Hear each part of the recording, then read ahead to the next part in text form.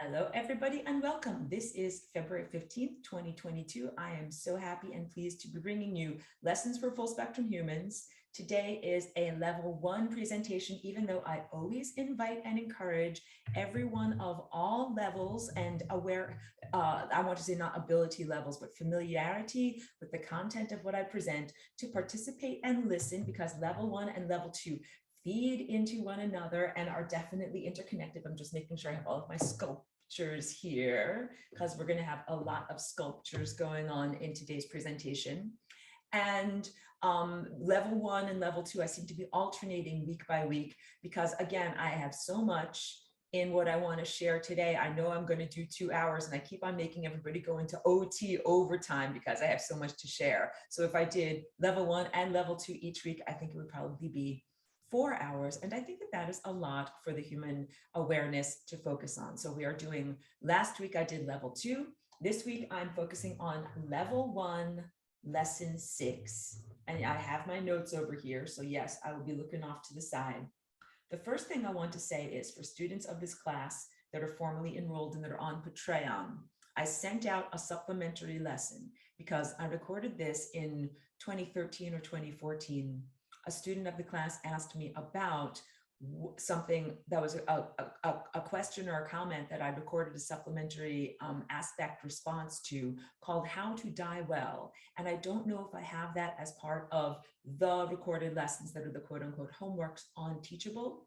And it's very relevant and very important and a really, really good graphic representation and answer to a lot of the things that I talk about, both philosophically or in terms of how do we understand the context of the journey of consciousness, and also how do we respond to those pesky occupiers of the interstices. Basically, where did they come from? What is going on? What are they? What are we to do with them? This is more of a supplemental lesson, how to die well.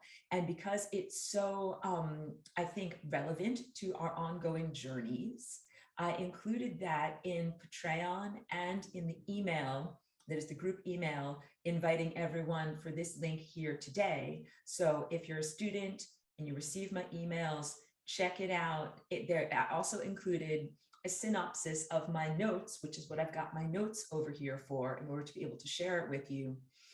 You can always get the idea of what I'm talking about by sharing from my notes.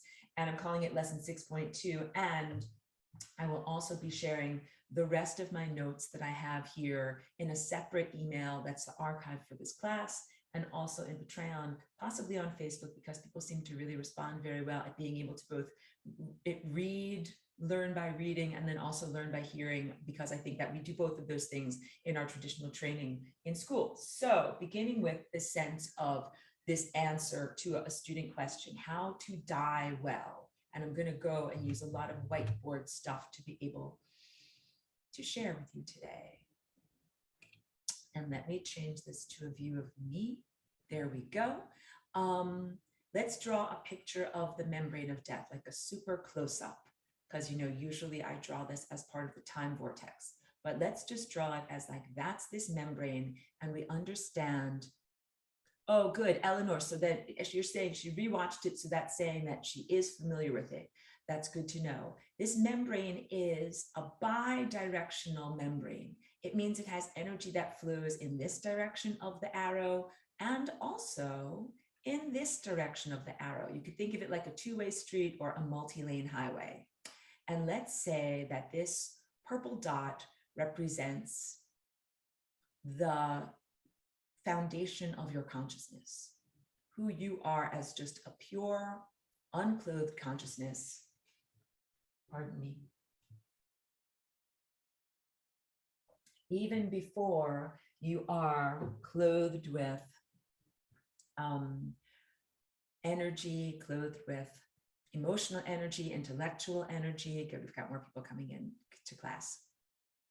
Before you get any of the layers of greater tangibility that are involved in the manifestation of a physical corporeal form. So let's say that the process of gestation in the womb has to do with accreting layers of being, like here's the blue, here's the light blue. These, of course, correspond with different density layers, but we could also say how fast energy is moving in time, How fast is a layer of energy has to do with how dense it is. So we're getting more and more and more layers around that initial core of who you are as a consciousness. And that means beyond the level of definition where you say, I look like this person, I have this face, I have this name. Like here in the red layer that I just drew, that would be like, yes, you've got a physical body and you have a name and you have a sense of, I live at this address, I'm this person, and you have these emotional feelings and you have these intellectual thoughts about yourself. And yes, you have a heart, you have a love tone, and you have all of these other higher dimensional consciousnesses. But what you who and what you really are is where I'm scribbling in purple over here in the middle. You are this point of consciousness. You are this level of being that is eternal. Instead of scribbles there, let me draw an infinity symbol. And we'll use that as the symbol for who and what you are as an eternal presence. That eternal presence can cross across this membrane that is a flowing membrane of water into this other level of state of being where all there is love tone. Here I'm using green. I know it's kind of a dark green, but imagine that all of these waves that I'm drawing are a music that is a pure music. Let me play a pure music over here. Pure music of love tone.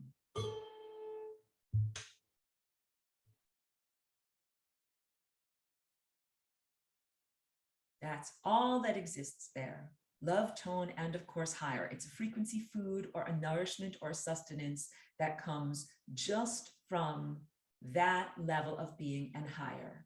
And the area over here that is the membrane of death is an area where there are other frequencies that are lower or less than love that are like fragmentary, that are, if you could imagine, an old-fashioned type of recording tape, audio tape, you can slow it down, and when you slow it down, it's going to sound like this. Like it sounds lower and slower and kind of a little bit distorted, like, being a little lighthearted. We got to admit, people, I'm happy that I tuned out so I could see that. As you begin to slow down information, it becomes distorted and becomes a little bit less than the pure signal of love and all of these energies that are higher. When I talk about the Pooties, first of all, this acronym is a lighthearted acronym that I have said for a long time. And Pedro, who is a long-standing participant in this class, but I don't know if he's tuned in here today, I always give him credit, came up with the acronym Pooties because I always say those pesky occupiers of the interstices. Interstices meaning a membrane between two worlds. And there are fragmentary thought structures there. Like we are a thought structure. Right now, you are a thought structure. You are a coherent thought structure in that you are encapsulated by your epidermis and your physicality being. You're alive. You have a metabolism and you're moving through time and you're doing something right. Congratulations, everyone who is watching my video. You're doing something right because you're alive and you're moving through time. Like, good, you did something right. You played the music of life effectively enough to live however many years you've lived, whatever, 22, 37, 45, 56. You've lived that many years moving through time. Congratulations, you've been swimming through time and playing the right music. And you have not hit the membrane of death, and you have not dissolved into a fragmentary consciousness. When I talk about what happens when you die, first of all, let me make a clarification. I talk all the time about the time vortex and that central core timeline that moves upward to infinity, and that being the inevitability, the eternal presence, the goal, ascension, what we are all on this miraculous journey towards, an inevitable journey towards. However, it is also possible to die. I don't mean to always say like you're bad or you're wrong if you die and you didn't make it to that ascend, and calling you a gutterball and any of these things. Like, please never misinterpret me. It is possible to do something that I would say how to die well, which is the idea, if I go back to this whiteboard, of going across this membrane structure, across this area over here where I'm scribbling in brown, and making it across successfully to get to the world of pure love. What it means, though, is that you, of course, you are not bringing with you, let me just get a different color.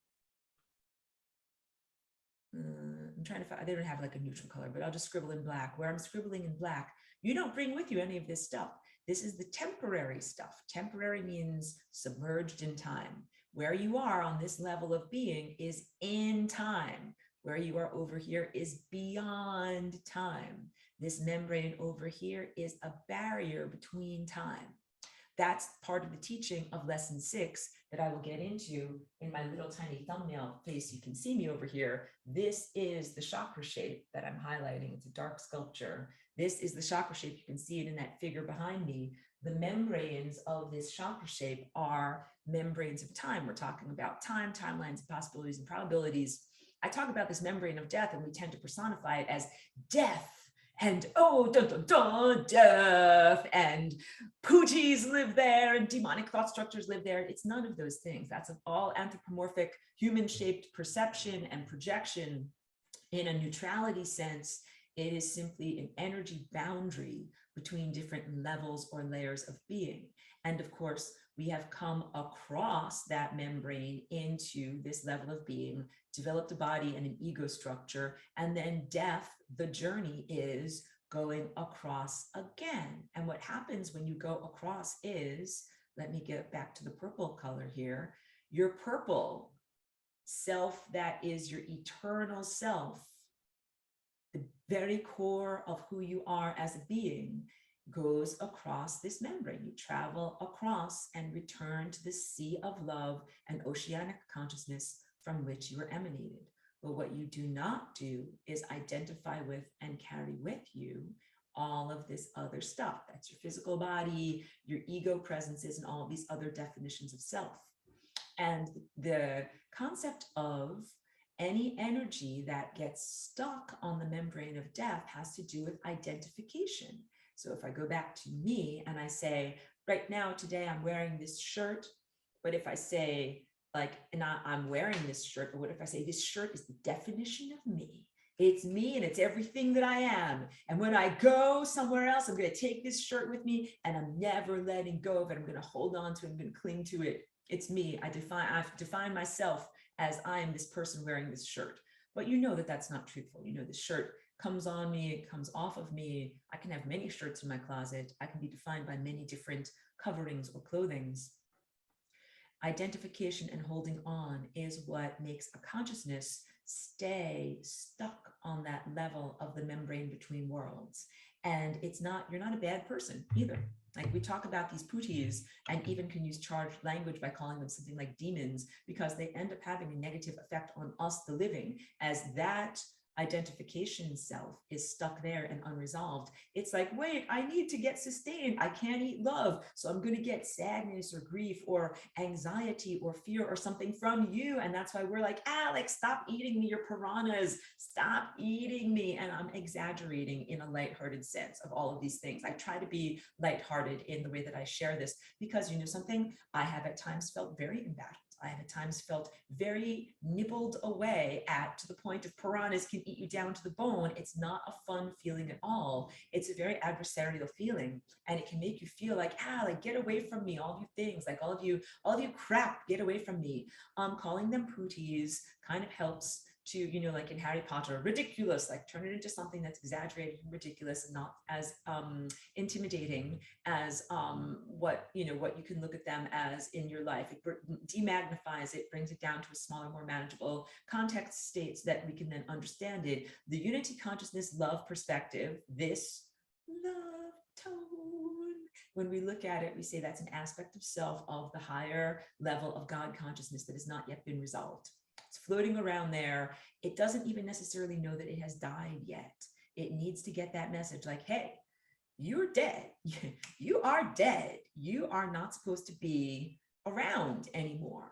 That's like saying this shirt, like, you are not relevant anymore. This shirt is relevant to me right now because it's a chilly day and I got to put something on because I need to cover up my body. And it's relevant in the style of this time and place. This is what people wear in this time and place. This is how we do it. And another time and place would be animal skins. And another time and place, it would be whatever, like space age, nanotech material, like Star Trek or something like that, right? I'm trying to give the idea of ego structure and the clothing of definition of self as being contextually relevant to the culture that you find yourself embedded within. My name is this, that's a cultural context. I do this for my profession or my daily activities, cultural context. I am this in terms of my definition of family structure, familial lineage context. None of that is the eternal purple dot definition of who you are as an eternal self state. When you're an eternal self state, you are beyond the definition of being a man or a woman. You're beyond gender. You're beyond the human biological definition of what sexuality and sexual partnership is. You're beyond the human definition of what it is to be in a family structure, even though you are part of the overarching family of life, but you're as related to a microbe or to a tree as you are to other humans, much less specific humans in your family, much less specific humans in your tribal structure or your town or your country. You're not from a particular country. You're not like, I'm an American, or I am, a Belgian, or I am a this, or I am a that, or even from a particular continent. I'm a European, I'm an African. It is not about that at all, or even saying I am an earthling. Even saying I'm from a particular coordinate in space-time. It's saying you are universal consciousness. License says, License just hopping in, won't be able to be around. So happy to be with you. Thank you so much. Thank you for all the good wishes, License. I know that you're moving into a new chapter in your life. Thank you for even hopping in for 2 minutes, and you'll be sure to catch the archive that you can catch up with us. Anybody who does these lessons after the fact or not synchronized with us in time, I love you. I accept you. You're still beautiful and fantastic, and you can be quantumly connecting with us in a telepathic time beyond the physical definition of time. So don't ever be concerned about that. And I send my telepathy to your telepathic inbox, and it waits for you there, just like an email, until you click on it and you open it up and you get these downloads. So thank you. And I'm always appreciative of anybody that tunes their attention in and connects with us and connects with the journey of consciousness that we are on. Yes, I appreciate you. I appreciate your efforts. I appreciate your commitment and studenthood within this educational context. The sense of being a particular definition of self that we willingly release. This is the sense of what it is to die well. Now I want to speak just very briefly to this time and place contrasted with other times and places. There were first of all, there was an ancient culture, an ancient antediluvian time when nobody ever died. We are all immortals. We are there concurrently. We have a parallel existence when you would consider ourselves to be gods or miniature gods or godlike structures, that we never died and we are not mortal, but we are mortal in this level of the dream.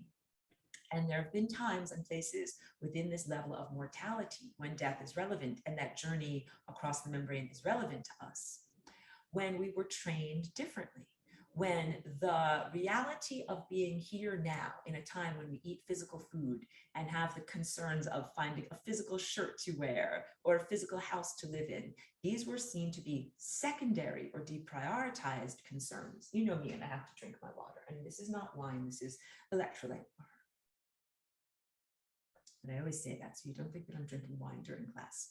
The concerns of our daily experience to sustain the body, to get food and water and housing and clothing and move within the context of a social structure were deprioritized or seen as secondarily important to the real priority of the world beyond.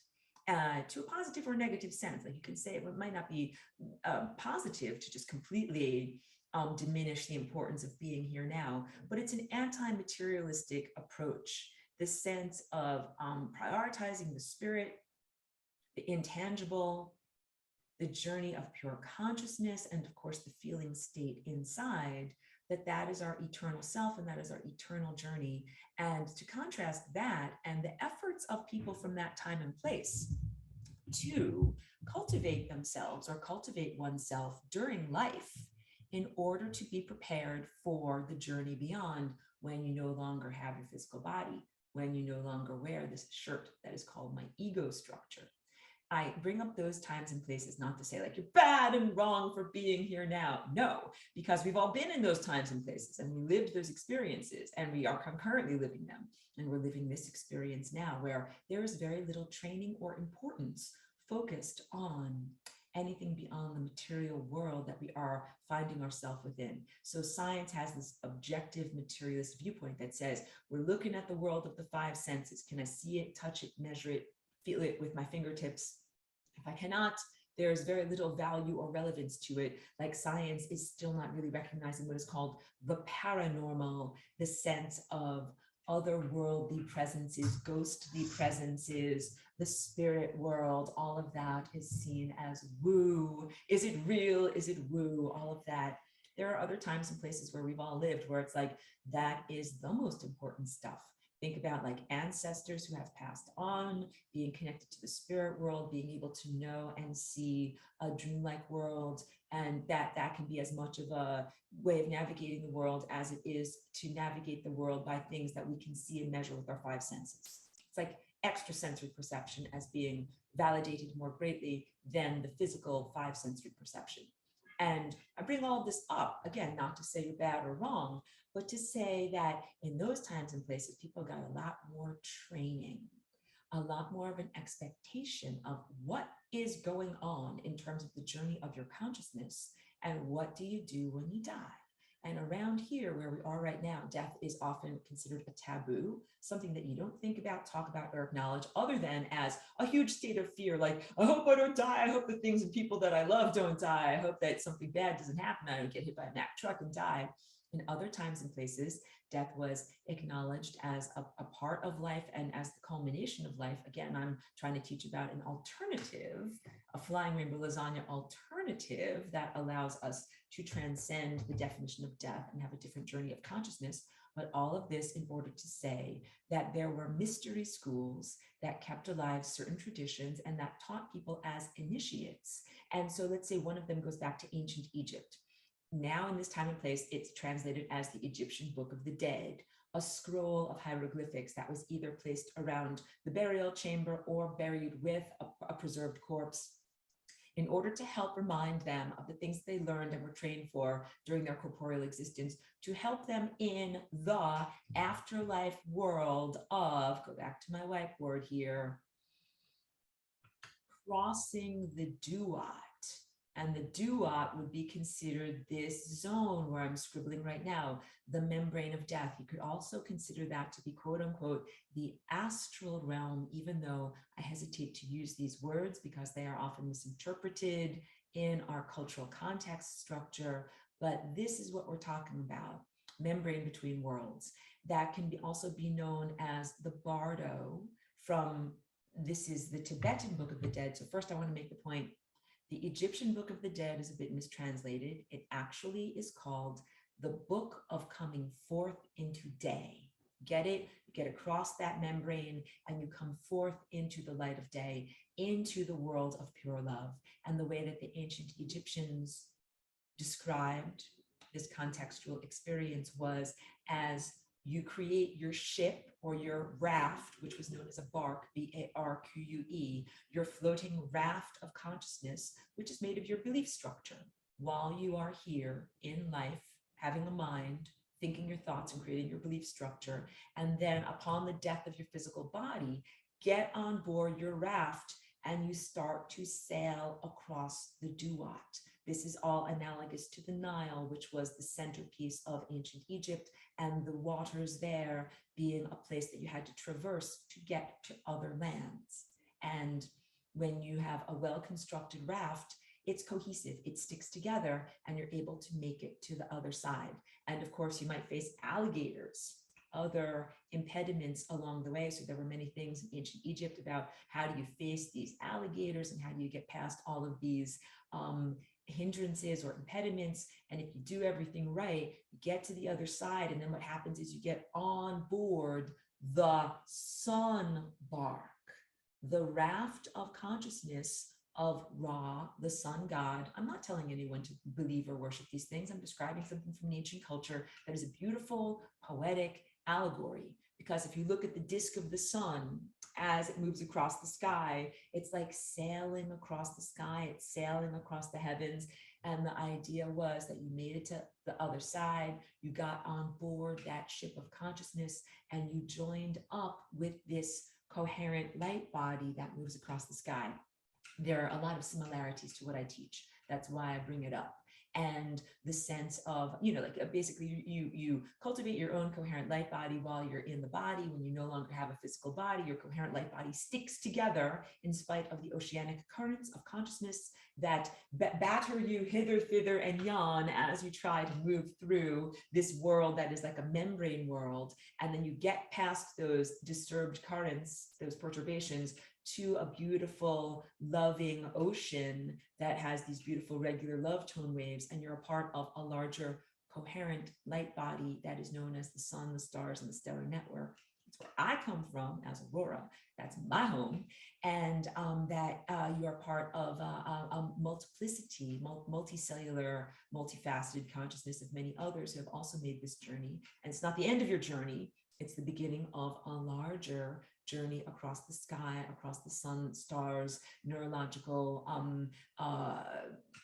network of the stellar network up there, out there. Also bringing up the teachings from the Tibetan tradition, Bardo, Thodol, or Todal, pardon my inefficient pronunciation, also known as the Tibetan Book of the Dead, but which is also a mistranslation. And if you've ever read that book, a lot of what it comes down to is a handbook, a user's manual that says, when you die, you're going to see a light. Don't go to the first light. Don't go to the second light. Don't go to the third light. Keep going, keep going, keep going. Keep going on your journey, and then you will make it to this culmination point. So it's basically saying, like, you're going down a long hallway. Don't go into room 203. Don't go into room 204. Don't go into room 312. Keep going down the hallway. Keep going down the hallway, and that you will eventually make it to this infinity point that is the bursting forth to the other side. And the definition of Bardo as also being a place of wandering, a place where you can get confused. This is what I'm talking about when I talk about the membrane of death. The beings that are there, or fragmentary consciousnesses that are there, some of them are malevolent. Some of them are like, I want to eat you. I want to take you prisoner. I want to take you captive. I want to hold you in a cage over here and eat upon you and be, naughty in that way. Some of them are not. Some of them are confused. Like, you could imagine if you got killed suddenly, like someone just shot you or chopped off your head with a scimitar or something like that, that you would be like, wait a second, I was alive, now I'm dead. Where am I? Where's my consciousness? What's going on? Or let's say you came from the modern industrialized world of objective materialism, and you suddenly crash your car on the highway and you don't know what the F just happened. And you end up kind of wandering around in that after existence state, not knowing clearly, wait, which direction do I go? Because you're not from ancient Egypt.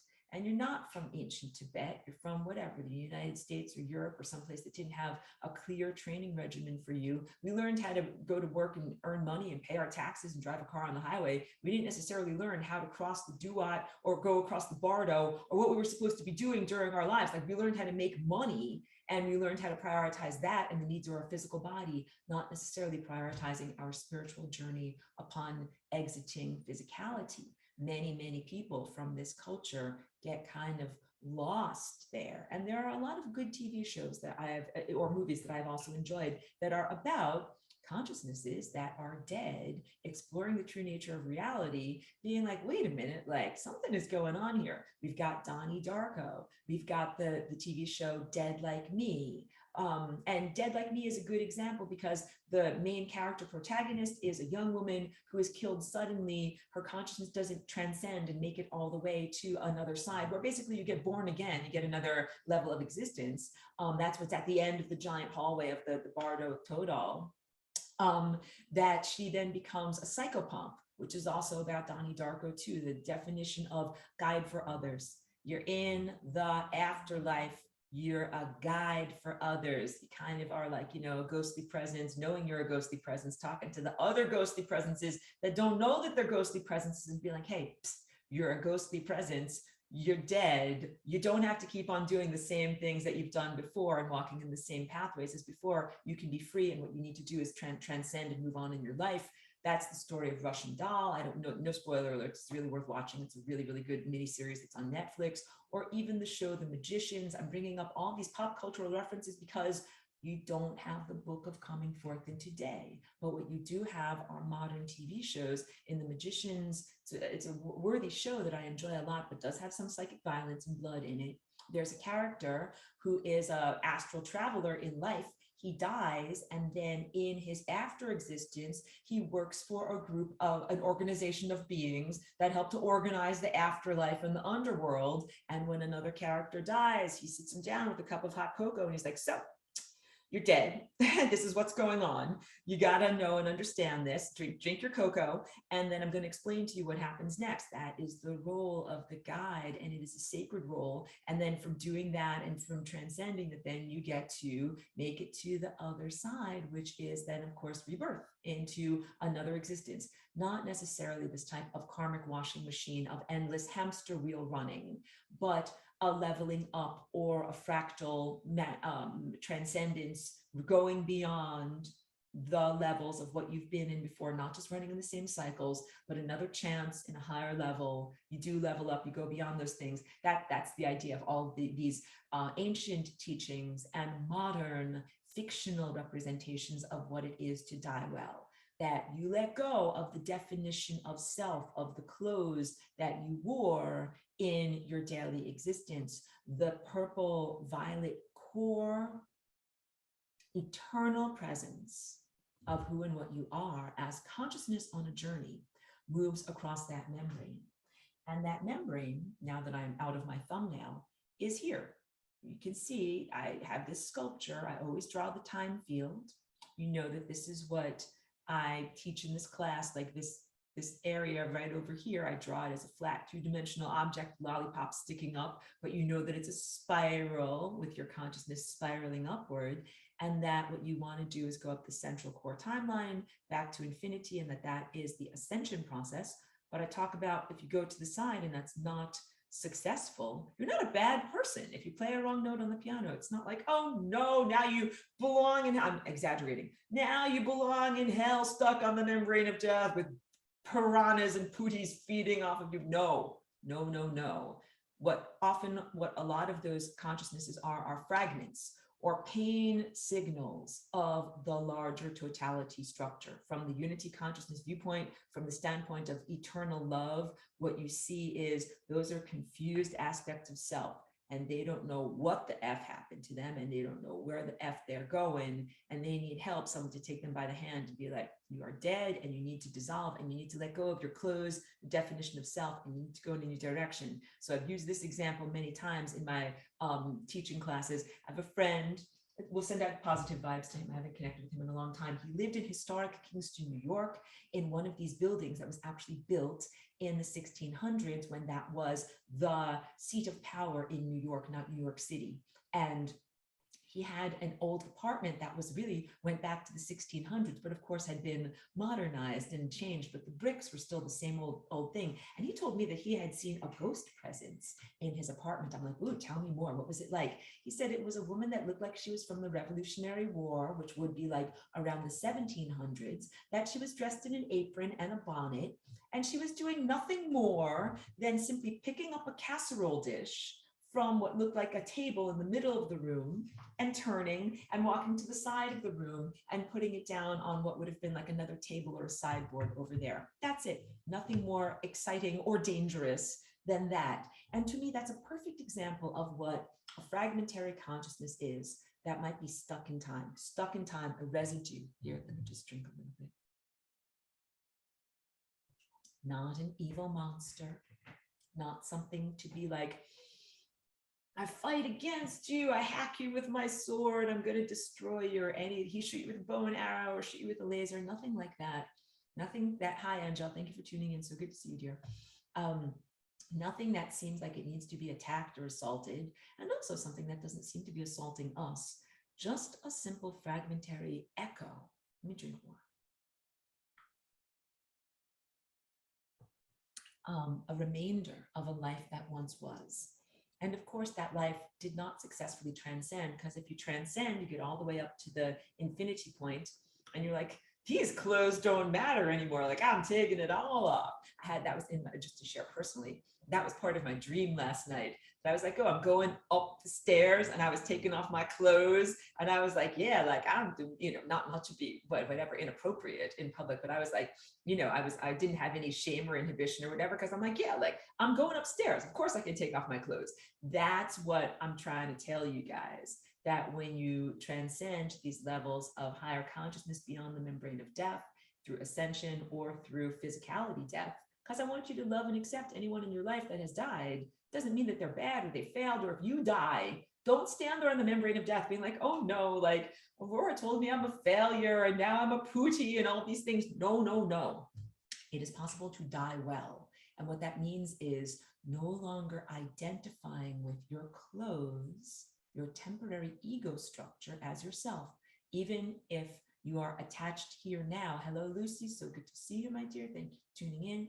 Even if you're attached to who you are right now in this time, place, and you're good, and I love all of you, and I love myself, but at a certain point, you grow out of your shirt, or maybe your shirt becomes threadbare, or you get whatever, tomato stains on it. You're like, that is no longer something that I want to wear. Now it is time to go elsewhere. Either I can be completely free and not have to wear clothes, or get to the other side and get a brand new, whatever we call it, like a tuxedo, a luxury garment, a beautiful evening gown, something even more luxurious and fantastic than what you were wearing before, which is a new presence, a new state of being, a new life experience. Let me read Eleanor's comment while it is still relevant, and then make sure I got through all my notes. That is just the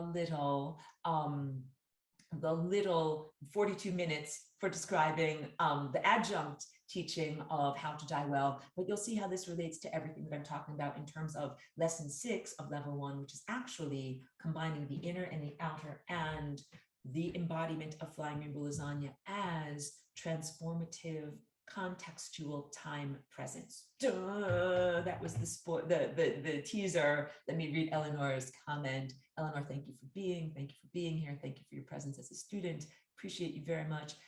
Eleanor says, in a sense, our daily waking consciousness experience could be looked at as that very process of gradually resolving and letting go of identities, emotional residues, etc., from any direction of time-space. Hooray, I'm cheering, you can tell.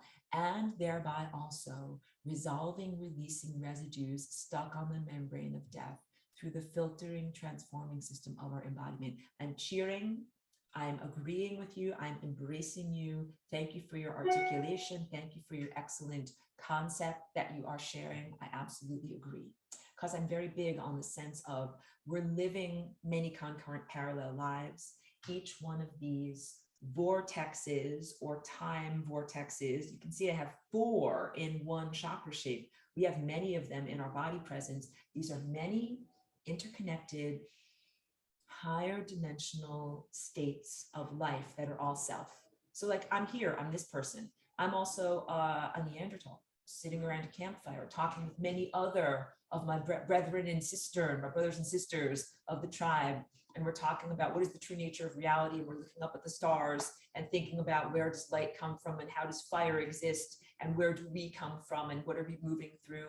And we're also in a completely technologically advanced society, whatever, sitting around wearing our microfiber, magical spacesuit type materials. And we're here on a Zoom and we're having this conversation and we're talking about the basic nature of reality. These are concurrent experiences. And I feel that all of these moments of questionment, consideration, and process, where we are processing the feeling of what it is to be embodied and to be a human, and that we are coming to this, as Eleanor beautifully articulates, gradually resolving and letting go of identities. I'm like, I'm that person, and I'm that person, and I'm that person. And we're all thinking about this, and I'm bouncing and reflecting this off of others, and they're reflecting it back off of me, and I'm reflecting it up to the stars, and I'm seeing it in the campfire light, and I'm seeing it in the light of the spaceship engines that are outside of my windows on board, whatever, the Starship Enterprise or our technologically advanced civilization. I'm fictionalizing here, but I'm embroidering to give us a sense of what we're doing across many different time spaces and many different levels of technological use. and that it is very much about coming to say from the pull back into the grander perspective. I'm all of these things. I've had all of these experiences happen to me. I don't have to be this person as a residue going through the same motions as before. Like I'm going to pick up a casserole dish and walk to the side of the room and put it down over here. Well, then maybe I'm going to pick up my TV dinner from, where I am in the 20th century and walk over to the side of the room, put it down over there. I'm going to pick up my spaceship tray from the holodeck and walk over here and put it over here, like the same patterns over and over. I'm using these as examples, but let's say behavioral patterns. Behavioral patterns, positive or negative, or definitions of self, positive or negative, and it becomes a profound activity to consider oneself across time, to see, telescoping back into time, all my journey, everything that I've been and done up into this moment, culmination, and then everything that goes forward in a profusion of possibilities, and how that all works together in terms of defining what is actually a freedom state, which is that, if I go back to my whiteboard, consciousness particle that is this purple structure here. That is this purple structure that is sometimes embedded within time and sometimes just in a pure sea of possibilities. And that we are both of those levels of being clothed with many different layers of clothing, moving in many multiple directions. Very, very, big picture, big scale of understanding that helps us to level up and redefine our existence. And then I think that when you redefine your existence, that's only, like I said, like you get on board the sun bark. That's not the end of the journey. That is just the beginning of a larger journey. So our journey is here as individual consciousnesses, recognizing what we are as we move through time, then culminates into the beginning that is the profusion of the next consciousness level, or the expansion of the next consciousness level. Lyson says, I agree. Our individual light body structure is embedded within the light body of planet Earth, yes. And our personal planetary light body structure are also embedded within the solar and galactic light body structure of larger Merkabah, if you prefer. Absolutely. That's deep, and that also speaks to the quantum entanglement of all light. Light as consciousness. You got light inside of you. That's what makes you aware and self-perceptive and able to see and know and feel and sense what's going on. You have neurological signals. That's light. Light comes from the sun. We are thought forms of light.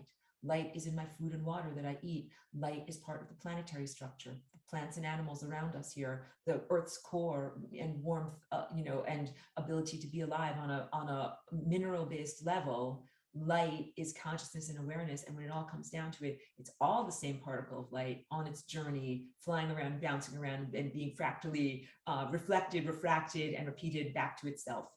Charlie B, thank you for being here, says, regarding the stellar network, is it possible for an individual sun, such as Sol 13, to be distorted or corrupted such that you might want to bypass the local star and instead tune into a different star or to the galactic center? In parentheses, I understand one must FRL to the star directly because otherwise your connection might be intercepted through intervening filters and technology. And T is saying light has a sound. Before we get to light as sound, the answer is yes. Stars have a presence. Stars have a journey like birth, continuation, and death in this world of mortality. And right now, what we are experiencing in the emanations from our sun star are distortions and limitations. You got to understand there's the music of life, possibilities and probabilities that are coming from our sun. And there's a series of lenses, magnetic fields, crapola, for lack of a better word, like nano crapola, satellite things. There's all sorts of different things that have been distorting or waylaying the journey of pure light and pure consciousness on its journey to get to us. Think about that. Here's my light bulb over here, right? Here's my light bulb. Technically, this is sunlight coming out of this light bulb, but it's not the same as the sunlight that's coming through my window. This is indirect sunlight. This sunlight came to the earth. Maybe it got stored as a petrochemical, a coal, or a natural gas. It went to giant turbines. It got generated as electricity. It's now flowing as electrons in a wire. This is, of course, the objective materialist story of where is my light coming from in my light bulb. And now it's here lighting up an LED. The LED has completely different spectrum of light and consciousness and awareness than the natural light that is coming from the sun. This is indirect, that is direct, but in the sense it all derives from the sun. But this lacks a lot of the original information. In order to get the real broadcast, the real signal, the real unedited consciousness broadcast and food from the sun, you got to go directly to the source. And yes, there are things that are intervening. And yes, that is why tools such as Flying Rainbow Lasagna and the capacity to fold space and time. This is what teaching level 6 is going to be about as I get into it very soon. Here is a flat time plane. And let's say there's a blockage here. Like, oh, this light can't get from the sun to me here. There's a blockage here, a blockage in time, a physical blockage, some kind of crapola that makes it so that it can't get through. Consciousness cannot get through. Well, what if I gain another dimension and this time plane can become 3-dimensional? I can fold the sun or the stars, the entire stellar network, to be close to me so I can jump directly there. It's right there. It's already in my mind. It's already in my mouth. It's already in my heart or in my beingness. That information is here inside of me directly. I don't have to get it from someplace far away where there can be any kind of blockages between me and it. Pure identification with sun star intelligence and light, pure light intelligence as being internal. This is the real leveling up beyond having a boundary of self versus the external world. That's actually a really good segue into the teaching that is coming up now. I'll see if I can squeeze it into an hour, but we might go into OT again. T from the iPad, light has a sound, or is it sound that has a light? These are two waveform presences that are interrelated. It is consciousness as waveform. So I'm Aurora, I'm a waveform. I come from, let's use the whiteboard since I drew it out for you today. I come from this area up here, out here. That's where I come from. And I'm a waveform. I'm just a music that exists out there. I don't even have a piece of clothing that I wear when I'm out there, because you don't have to wear clothing out there, because you can just be a waveform. But you also are like, imagine being an ice cube within a drink or within an ocean, or you're cohesive, you're yourself, you're an individual, even while you are surrounded by waveforms. So an individuated waveform, coherent light form presence in an ocean of waveforms and consciousness. Light and sound are both waveforms. They are both ways of transmitting information. That is the interrelation between these two things. In our bio body suits, I'm like, I have ears and I hear, I feel waveforms as sound. I have eyes and I see waveforms as colors and shapes and movement. It's really a definition that has to do with our bio body suit. And to a dog, it's like, oh, I have a nose, I smell waveforms, you get it? Or a bee that goes by pheromones, or whatever, a rock shrimp that has a completely different sensory set of organs that we don't even have. I'm just trying to think of a completely bizarre organism. So let me segue into, okay, that was really good. And I'll send out, I think I already sent out all of my notes. Basically, I want to say is, when or if you die, you must identify with the true self that is the real you, not your temporal experiences. And you let go of your temporal experiences, everything that you went through when you were embedded in time. And that includes the bad stuff, your trauma and your pain. It is a profound healing. So all of the things that are stuck on the membrane of death, they're still stuck in that moment of identifying with all the bad stuff that happened to them, or the neutral stuff, the picking up of the casserole dishes. Yep, I did that stuff. I did that stuff. I did that stuff. I did that stuff temporarily when I was in time. That's not the eternal me. And all of that pain and trauma that you went through, yes, it is very real. And yes, I validate it. And I never want to be disassociated from it to the point of sociopathy, because that's when it's like, I can kill you and I can murder you and I can stab you because you're not actually being hurt, because it's not actually a part of your eternal self. Like, no. That's what I call Breakfast of Champions, which is a wonderful Kurt Vonnegut book, story, and also movie, where the main character reads a science fiction manuscript that says, you're the only real person in the world. No one else actually exists. And he's like, this is a great opportunity for me to like get a machine gun and I'm going to shoot everything else because nothing else actually exists. No. Please do not take that as your directive or your response, pure violence, to the understanding of the truth of temporality. Because while you are here, there's definitely pleasure and pain, there's definitely suffering or sustenance, and the pain is very present and relevant while we are here. However, just know that the story of that pain is not something that is eternal, that you don't bring it with you, not your ancestral traumas and ancestral pain of whatever your ancestry is, not your present level of pain from your life, from these present experiences, or the pain of the moment of your death or transcendence or whatever happens to you, which might be painful. Like whatever, if you get crushed by some kind of a machine in an industrial accident, like that's definitely painful. But what do? Identify with that moment of pain endlessly and stay stuck in that moment of pain and stuck on the membrane of death? No, we would not want anyone to experience that. What we would want is for you to not identify with that moment of pain, to say that happened to me as my experience and journey through time, but I'm actually this eternal self-state presence that moves beyond that, and then is able to stop picking up the casserole dish of pain and endlessly repeating it as a way of staying stuck in those time loops. That is what you do with the Pooties. That is what you do in terms of cosmic healing of the fatty blockages and the residues that are here on the membrane of time. You don't have to cause them more pain. They're in enough pain. They don't need more pain. What they need is resolution of their pain and non-identification with their pain state so that they can transcend. And that basically means going into a peacefulness, a non-volitional, non-emotional state that is known as entropy. Segue into teachings from lesson 6, which is the inside versus the outside, which is basically how we transcend this barrier here that is the barrier between the inside of the time sphere and the outside of the time sphere. So sometimes I talk about things and I speak on a very anthropomorphic or human level. Sometimes I speak on a very abstract level, but the abstract level absolutely relates to the human level or the anthropomorphic level. This is the super stretchy fabric of time, space, and consciousness.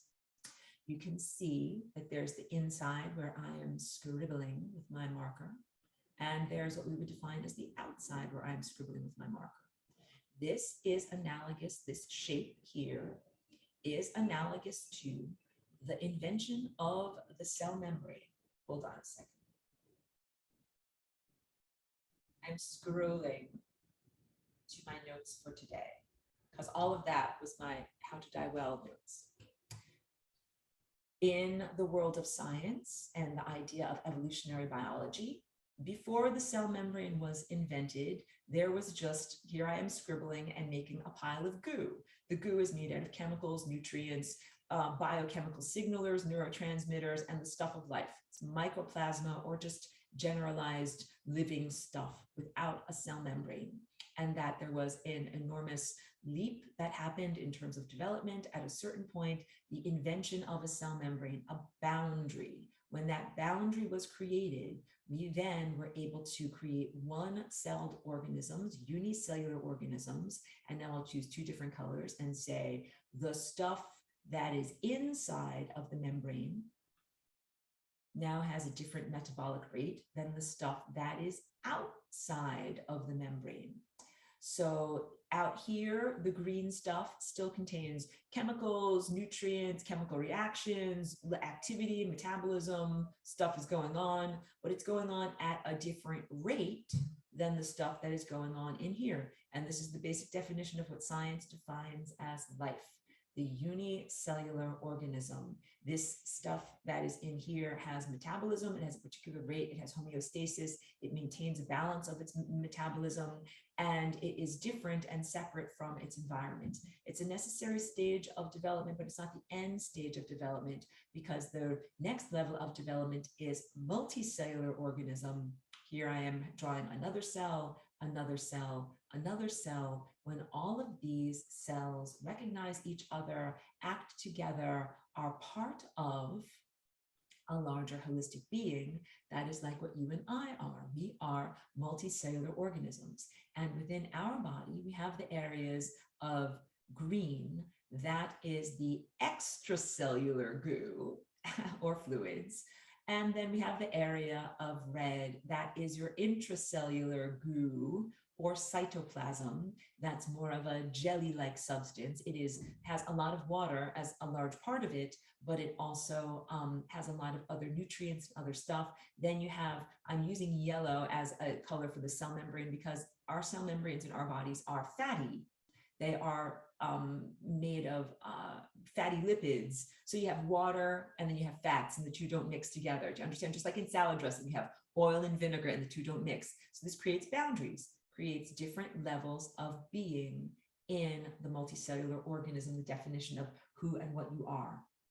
Inside of each body, you have trillions of cells, and all of your cells work together and they recognize the presence of one another, and that this is a necessary stage of development, because what you then have is cell specialization. Like the cells of my heart, my cardiac cells act differently than the cells of my skin or the cells of my teeth or the cells of my brain. They have different structures, they have different purposes, and they all work together. And my brain cells have to work together with my heart cells, recognizing that they are part of the entirety, because if they fight against each other, then the brain doesn't get any oxygen, because it's like, I'm not working with heart cell, I'm not working with you, I'm looking out for number one, I only have to care about me. And if the heart cell is like, brain, I'm not listening to you, I'm not giving anything to you, then the heart cell would similarly die. Trillions of cells within a holistic whole, within the presence of you, that all work together. This seems like, quote unquote, a no-brainer, or something that is relatively obvious to you as a multicellular organism. However, it is a revelation to the perspective of a unicellular organism that can barely even conceive of or perceive of life beyond its own presence, and can barely perceive of what motivation would I have for caring about life beyond my own presence. That's that joke that I always make. Hey, I'm looking out for number one. I'm a unicellular organism and I'm just me. I don't have to care about any of you or know about any of you, and it's me against the world. But you know that to get to be the size of a human being, or a tree, a giant redwood tree, or even a planetary structure, it is necessary to recognize and integrate and work with a much, much larger structure of life, okay? This also speaks to the sense of inside versus the outside. All of this idea of evolutionary biology, creating the first cell membrane and then moving into a trillion-celled multicellular organism structure, is analogous to your consciousness journey as in human development, where you came from the ocean of consciousness, that place of pure love and undifferentiation of consciousness, into a human baby body. Mostly that's what people did, although I'm a walk-in. My life was a little bit different.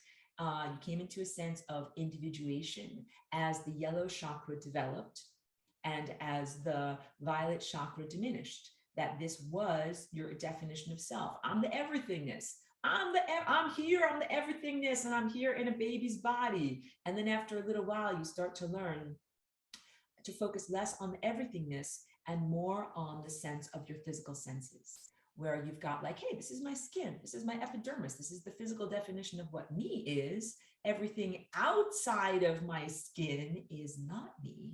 Everything inside of my skin is me. And babies go through this whole level of development where they practice putting things inside of themselves. Like, I put stuff inside of me, then I took it out of me. That's what babies put things in their mouth. It's part of self-exploration, self-development, the definition of self, and it carries into adulthood.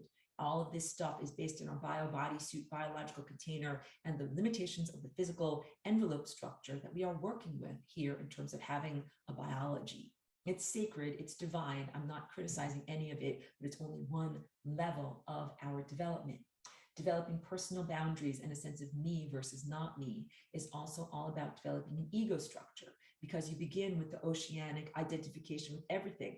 I'm everything. I'm everythingness. I don't even have words to describe who and what I am. I'm the totality. That's what it is before you learn your name. And then as the focus becomes less on that totality state and more on, wait a minute, like I got to pay attention to the stuff that's over here. Like this person's talking to me, something's going in my mouth, something's coming out the other end. There's so many things that are happening here. I have to focus on this container and on this. And you start to learn about personhood, a definition of self, and you learn your name. Your name is that. They keep saying this thing to me. Your name is whatever, Lucy or Charlie or Angel. And then it's like, wait a minute.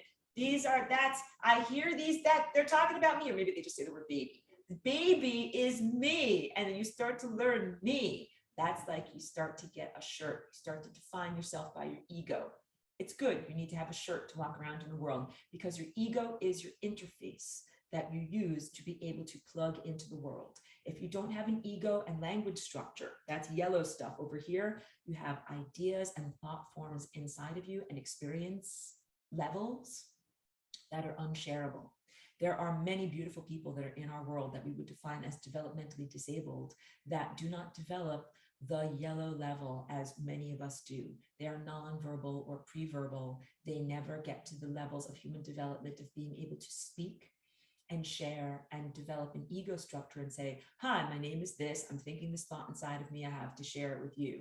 And we would consider them to be, many times they're considered to be diminished in their form. They have a beautiful internal world and mental state, and it is unshareable. Do you understand? Like they might still be very oceanic in their consciousness, have a sophisticated life experience, their life matters, they value in the world, but they don't have the interface to share it. That would be like saying, where's a hard drive? Like if I have a hard drive with all sorts of information on it, but no plug. I don't have a USB. I don't have a way to plug it into the computer of the world. That's them with their minds and their experience. They have all of this human experience and human thought form and sensation, but no way to interface, plug it into the world, because we plug into the world through ego state and language. That's why it is valuable to get that at the level of yellow, even though I've talked about it's a diminished state. It's a hacked human operating system. It cuts you off from the oceanic consciousness. It's a thing that starts going with no off button. It's like, oh, great. I got this thing that I can use to talk and understand other people and share the ideas that are inside of me and give them to other people. And it never shuts up. And it's constantly talking inside of me all the time. And I can't even hear what's going on in the oceanic world. And that's the levels of motivation for meditation. That's what I talked about in level 5 of both level 1 and 2, why we want to be able to turn off the constantly talking mind and get into flow states of pure consciousness beyond verbalization and beyond the definition of what it is to do ego. That's when we get to this level of blue and violet. Blue is the level of pure insight and a non-verbal pure level of comprehension, instead of using the word understanding, comprehension and perception that is truly divine, the library card of the cosmos and your cosmic guide, returning to that sense of presence when you plug in, quote unquote, to the ocean of consciousness of undifferentiated, but still individual, coherent light form beingness that guides your thought forms and your journey. Drinking, hold on a second.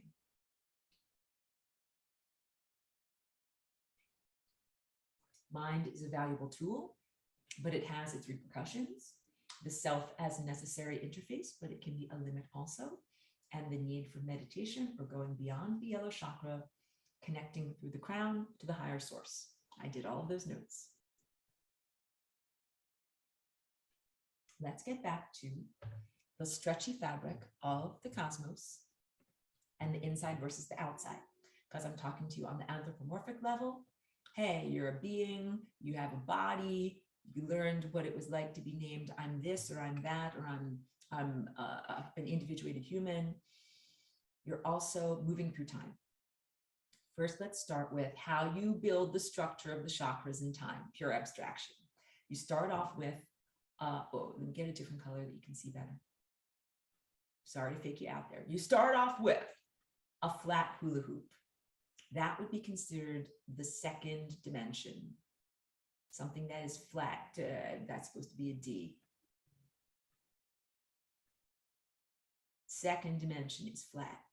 And if you make many, many hula hoops come together, then what you get is a sphere. So now I'm kind of drawing these hula hoop shapes. You know, my line drawing is not that perfect with my digital stylus over here, but you can imagine those are all hula hoops that come together and make a sphere. And that sphere is a third dimensional object. But a 3D object is something that only exists for one flash of 1 second.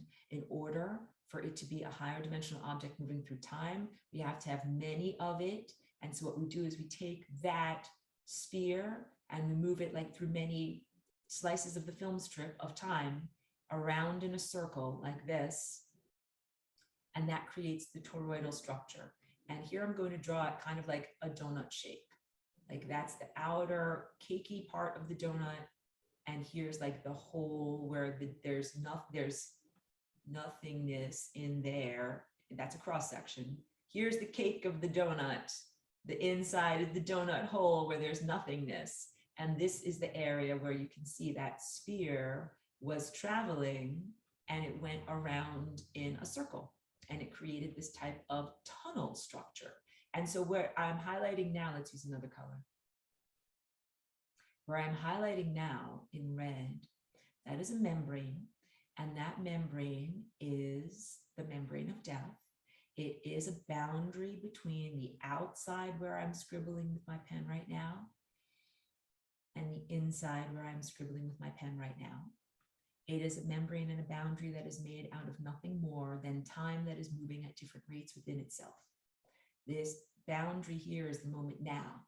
This would be considered the interior or the past. This would be considered the potentialities of the future. These are two different rates of time. And then you are like a little ant that lives here where I'm scribbling on the present moment now. I'm sending along with my homework, for your homework, along with the archive and notes of this class, 2 videos. One is called how to turn a sphere inside out without cutting it. It's a mathematical exploration from the math of this time and place of this world as to how to make that inside and outside world of past and future combine and talk together so that you can have communication between them without having to cut the membrane. That is not allowed. So I'll get to all of this. There are things that are rules, quote unquote, of manipulation of energy and forces in the cosmos.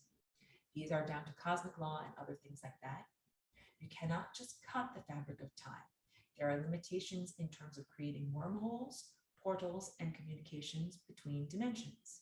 This is just like saying, if you want to have life, you can't just cut the cell membrane because all the inside stuff leaks into all the outside stuff. And your organs that are inside of you leak into the outside world, and then you die, right? So in order for time to maintain its integrity and the structure of the cosmos to maintain its ability, its continuation, and to continue onward, you have to be able to continue to have the inside and the outside membrane be respected. But then what do you do if you have a little ant on the outside surface of the bubble of time and a little ant on the inside surface? They occupy 2 different levels of reality, and you can never actually get them to talk to one another or interact with one another. And the answer is, what you are able to do is flying rainbow lasagna. This is the beginning of your introduction into the empowerment tool, flying rainbow lasagna, as how you can use it to combine the inner world and the outer world as the next level of your evolution of consciousness into a higher dimensional state. Just so I'm going to say, you're not allowed to cut the fabric of space, time, and consciousness, and symmetry is another rule. This shape is a symmetrical shape. It has 4 ups and it has 4 downs. The analogy of the little ant. First, we're going to start with the definition of what it is to be a linear being experiencing linear time, moving along a flat time plane of 2-dimensionality. You're a little ant. This is a flat leaf of time. Here's where you're born. Here's the middle of your life. Here's the end of your life where you die. You're a little ant walking along each day through the experience of time. And that if you don't gain another dimension, that's the only way you could do, crawl across the surface of time. If you become a higher dimensional time being. You can grow, quote unquote, wings of time. You look like this person in my drawing back here with these beautiful lobe-shaped wings. Where's my orange? Those 4 wings right there represent these 4 front lobes of an 8-lobe shape. 1, 2, 3, 4, 1, 2, 3, 4. But look at that. You can tell I'm holding on to 4 in the back. There's 8. There's 8 lobes here, and these represent the negative space of this basic chakra shape that I'm going to get into how you make the chakra shape. And you can see where my hands are wiggling. Here's my hand wiggling. That's one of those football shapes. There are 8 of these football shapes. And these become your wings that you use in order to fly through time. You are able to jump off of the surface of time. And then you can experience time in a non-linear sense. By going, instead of breakfast, lunch, dinner, you can go breakfast directly to lunch. You can fold the fabric of time, space, and consciousness closer to you. You don't even have to fly anywhere. Going to fold dinner time to me. I'm going to fold dinner time in 10,000 years to me. I'm going to fold the far distant past, dinner time 1,000 years ago, to me. This gets to what I was saying in terms of how to die well, that little brief blurb at the beginning of this lesson here, multiple parallel lives experienced across time, and recognizing the interconnectedness of these time experiences, folding those time presences so that they all exist together in the same self-state convergence point, and recognizing that those are all aspects of your own journey, or folding the consciousness journey of yourself as the sun. Spoiler alert, you become the sun, you become a star, to yourself, bypassing any kind of technology, satellite grids. That's yourself talking to yourself. Bypass the crapola, fold it to you. How do you do this? Through a greater understanding of awareness. If you're a little ant walking along on the surface of time, you are actually not even aware of anything that's above your head. You're just flat and you exist on the surface of time. Even the concept of something being up above you is a revelation. I'm also including in the link to your homework, or the summation notes of what I have here, to also the YouTube supplemental video of how to turn the sphere inside out without actually cutting it. A movie that's super fun and great that I've recommended many times in the past, called Flatland, that is based on a book that was written by a mathematician in the 1800s, but it's a super cool animated movie that is all about a bunch of beings that live on a flat world, flat land. And then they don't even know anything about the 3-dimensional reality until one of them one day meets a sphere. And the sphere is like, oh, a golden revelation. And he talks to the sphere like, oh, I worship you, beautiful, your divine perfectedness and roundedness and everything that you are. And the sphere is like, don't worship me, I'm just from a higher dimension. And he's like, I'll take you to another dimension. And so he kind of takes the flat guy, like playing card, off of Flatland into Spearland. And the flat guy is like, everything is so dimensional, it's amazing, it's a revelation. He's, falling all over himself in worship because he's having his mind blown, his perception, his doors of perception are wide open, because he is now seeing what it is to be in a higher dimensional state. That is what it is like when we start to experience higher dimensional beings, when we start to experience higher dimensional perception. And there's a good lesson there about also not falling on your knees in worship of your perfect roundliness and your sphericalness. It is a higher dimensional being that, of course, is more powerful than a lower dimensional being, but not necessarily the divine presence of God, creatorship, in order to worship that. The sphere has a creator also. Let me go back to how we create the toroid shape. Going from to whiteboard share. Good. A flat hula hoop, 2-dimensional, a 3-dimensional sphere. The sphere turns around in a circle, creating a donut shape. And then the next thing is the donut turns end over end. It jumps over this way. I call it a tumble salt, or, end over end, tumbling the way that my pen is tumbling. And what that ends up doing is creating, let me get a different color here, another implied set of vortices that are the end result of the first set of vortices and their membranes tumbling end over end. And then you can see you have the 4 vortex shape. Let me count out the 4 vortexes. Now we start to get into counting, everyone, just like in music. Back to my face. All right. 1 vortex over here, 1 down here, 1 up here. They start to tumble end over end, end over end, end over end. And the end over end tumbling membranes creates this one that's here, 3, 4. But then the experience of those 3 and 4 membranes also give us the implied 5 and 6.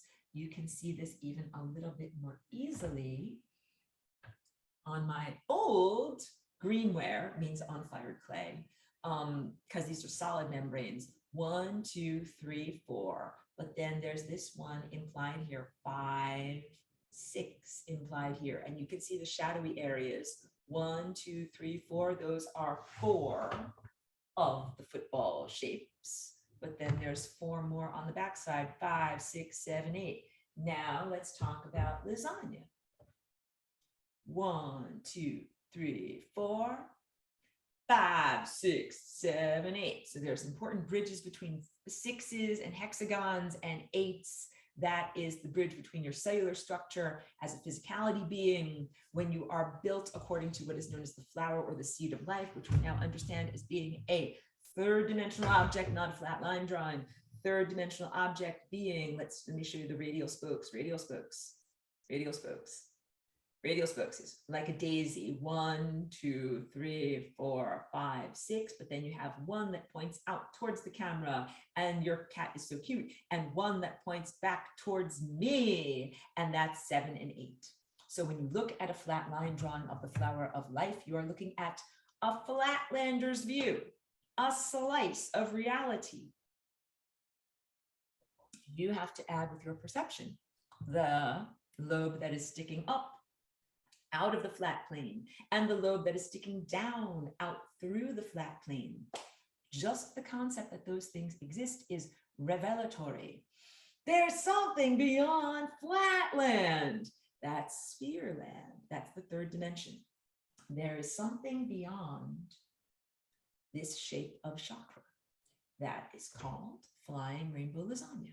I am here teaching you, planting this seed inside of you so that you get to be like the little ant that looks up above its head off of the plane of time and is like, maybe, what if there is something up there? There's a place called up there in flatland. They're like, there is no up there. Stop talking about up there. There's no place other than here. Like, what are you talking about? And they're all like shaking their finger at him. He's like, no, the sphere came from up there. It's like, where's up there? Stop being crazy. Up there is a place beyond time. This is the beginning of understanding the multidimensionality of time and the 90-degree turn or leap of consciousness that allows consciousness to leap into the next highest dimension. The leap from the 0th dimension into the 1st dimension, the leap from the 1st dimension, a line parallel to it into another line, another timeline, the leap from a time plane into another time plane, a 3rd dimensional reality where we're stacking up realities into a box, the leap from one static box into the next box. Boxes lined up in a timeline, making reality, a timeline that is the 4th dimension, and then the leap from the 4th dimension into the 5th dimension. Age of Aquarius, because of that band is called the 5th dimension. And I have to break into song at least once during these classes. The 5th dimension is not a bunch of timelines lined up next to each other. It is a sea of waveform possibilities. Now we're starting to get into the definition of science and science's perception of the different levels of rules that govern behavior of objects at different scales. So this also has to do with combining 2 things, like the inside and the outside, but also the quantum and the Newtonian. Quantum in the parlance, language, vocabulary structure of this time place means everything that is an atom and smaller. Matter, like what your body is made out of or what this sculpture is made out of, is like a slice of cake. But if we take a cake and we're going to like cut it into pieces and cut it smaller and smaller and smaller and smaller and smaller. We get down to a molecule of cake. Then if I cut that molecule into pieces, then I'm down to an atom, the smallest recipe of what's inside of cake. But then what happens if I cut up that atom? Then we get into subatomic particles, things that are smaller than the smallest, tiniest piece of what matter is. And then we get down into undefinable levels of existence, because the rules that govern bodies that are at our macroscopic level, the level of a human body, a bowling ball, a planet, a black hole, a galaxy, those rules and the way that they govern how things move through time. Like, here's a lasagna flying across from point A to point B in my room. Very, very different rules than the rules that govern a photon, a particle of light as it is moving. An electron is a subatomic particle. These tiny, tiny aspect, constituent elements of reality, when they move, they are moving in a way that does not make sense according to the definition of things that are here: apples, bowling balls, feathers, human beings, birds, planets, a planet or a heavenly body. Like, here's the moon. It goes from here, it orbits over here, and then it goes over to here. Predictable, visible, stately, as opposed to an electron that is it's all over the effing place. We don't know where the electron is. So in the atomic model, you have a central nucleus, then you have electron shells around the nucleus, and each shell is a sphere of possibilities. We don't know where the electron is. And I give you these lighthearted presentations. It's a heavy scientific concept. I'm like making the energy lighter here. These electron shells contain a series of possible being states for the electron. That is a piece of energy. And we don't know exactly where it can be. It can be here, here, here, here, here, here, here, here, here. All we can do is say that it exists somewhere within this zone. And that's like saying, if you were so tiny, I couldn't even see with my eyes inside of your house, but I just know you live at this particular street address. You live at 1234 Mockingbird Lane, and you're somewhere within your house. We don't know exactly where. And the idea of quantum observership, which is a big catchphrase and concept in the New Age world and the world of manifestation and people exploring their own co-creative divine partnership of reality creation in the world, is the sense that when you look at the world, you are looking at a sea of possibilities. Again, this is the understanding of moving beyond that membrane of death, existing as a coherent, cohesive thought form whole within an ocean of consciousness. You already exist as an individuated thought structure inside of your epidermis, submerged in a sea of waveforms, possibilities, and probabilities. I'm not actually in a room. You're looking at me right now. I'm not actually in a room. I'm in an ocean of consciousness. I'm in an ocean and a sea of probabilities and possibilities. Through observership, which is the capacity to look at, perceive, and measure the world around me, or you, one, I am, consensual reality is being created, waveforms are being collapsed into a reality structure that we all sit here and agree, yes, that is a wall, that is a floor, there is a chair under my butt. These things exist, but only because of our observership. So I have a story that I use to talk about this, about baking the cookies of reality, or making reality out of the ovens in front of your eyes. It's on YouTube, and I did it years ago also on Facebook. You can check it out. Do like a keyword search, cookies of reality, Aurora, like you'll find it. The basics of that are the concept that, let's say you're in the bakery of reality. You're swimming around and there's all of this dough or cake batter that's all around you, kind of like this mush. That's what the fifth dimension is. It's the possible constituent elements of reality, waveform, batter. And you have ovens in front of your eyes, the ovens of observership. And these observership ovens are largely part of our biological nature. I have two eyes and I look at the world and I perceive it like this, and I send it through my brain and my occipital lobe, and I interpret the world of reality. I say, there's a wall back there because I see it with my eyeballs, and it goes into my brain mind, and through my, my nerves of my brain, I see there's a wall there. All of that is a miracle of perception that happens through the creation structure of, human development, mostly in infancy, where you're like, I learned to interpret raw data signals and create a picture of the world around me. Ovens in front of your eyes of observership and perception. And again, we are largely visual beings, but dogs build a picture of the world based upon their nose. So they're like, I'm smelling in this direction. There's something over there. I'm smelling in this direction. There's a person over there. Or rock shrimp and however they perceive the world, or a being of pure vibration that perceives frequency. Bats, sonar, creating a world out of hearing and sensing vibration. I do this so that we get out of the anthropocentric human model level and understand that there's all of these different ways of perceiving, that everybody is building a reality structure out of the potentials of what is there, and we build a different picture of reality, validate other people's viewpoint of reality, notice the plasticity or reshape the manifestation, manipulation, ability to reshape reality based upon one's perception, and also claim ownership, co-creative partnership with the larger creator. Because there is a larger creator that created the waveforms, that created perception, that created consciousness, that gave you all of these art tools and an art studio within which to experiment and see. But then you are also a smaller artist, painting with the paintbrush of your mind. Here's a paintbrush. Paintbrush of your mind. My tendril of attention is reaching out. I'm painting.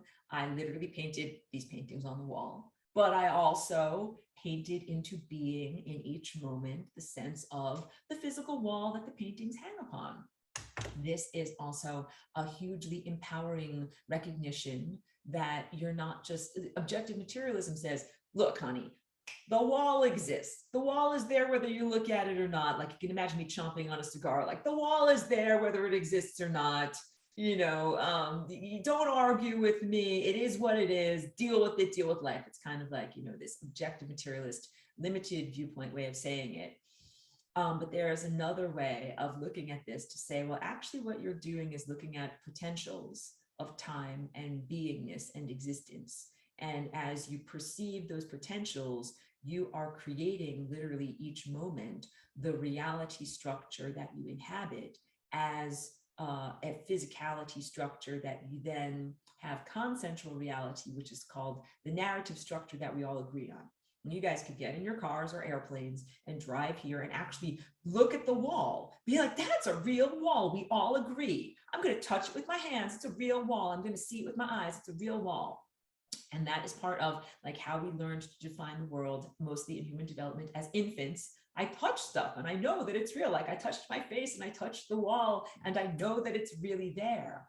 What we are doing as a human collective is redefining consensual reality. As you start to say, I know that that's a waveform. The Aurora's wall is actually a waveform, and I am participating in supporting that wall structure with my consciousness and my attention. And then the corollary of that would be change your consciousness, change your attention, change the ovens in front of your eyes, bake a different reality. We could theoretically change that wall and transform it into a different reality state, or have something else be there based upon how we use our attention, our observership, and the ovens in front of our eyes. This is claiming manifestation, co-creative partnership, the capacity to paint with the paintbrush of your mind, and is part of Flying Rainbow Lasagna, because this shape really has to do with transforming the boundary between inside versus outside. When I show you this shape and I say, here's this membrane, it's a membrane of death. It's a limitation and a boundary between here's everything where you're alive and here's a place beyond. And then that's that membrane that you have to get across the duat, the bardo, the transcendence of the crapola world to be able to get to the world of pure love. But there's still this bifurcation of inside versus outside. There are two different surfaces. There's the past and there's the future, and there's the present, which is the membrane. How do you get beyond it? I used to have this cool Mobius strip. I don't have it anymore. I need to collapse a new membrane, collapse a new set of waveforms into making a new one. But I lost it in one of my moves, I think. But what is a Mobius strip? You can look it up. It is from the Swedish mathematician Mobius, where you have a strip of a piece of paper or material like wood. You give it one twist and then you join the ends together. And it is considered an impossible shape because one side becomes the outside. The inside becomes the outside, and the outside becomes the inside, and the left-hand side of the road becomes the right-hand side of the road, and then switches back together. It's quote unquote an impossible shape. This shape, flying rainbow lasagna, is similarly a quote unquote impossible shape. If we define the outside of this shape as where my fingers are touching, facing the room that I'm in, and the inside of the shape as being the surface that faces the inside of the sculpture, and my hand, my fingertip, is like a little ant. You got a drink.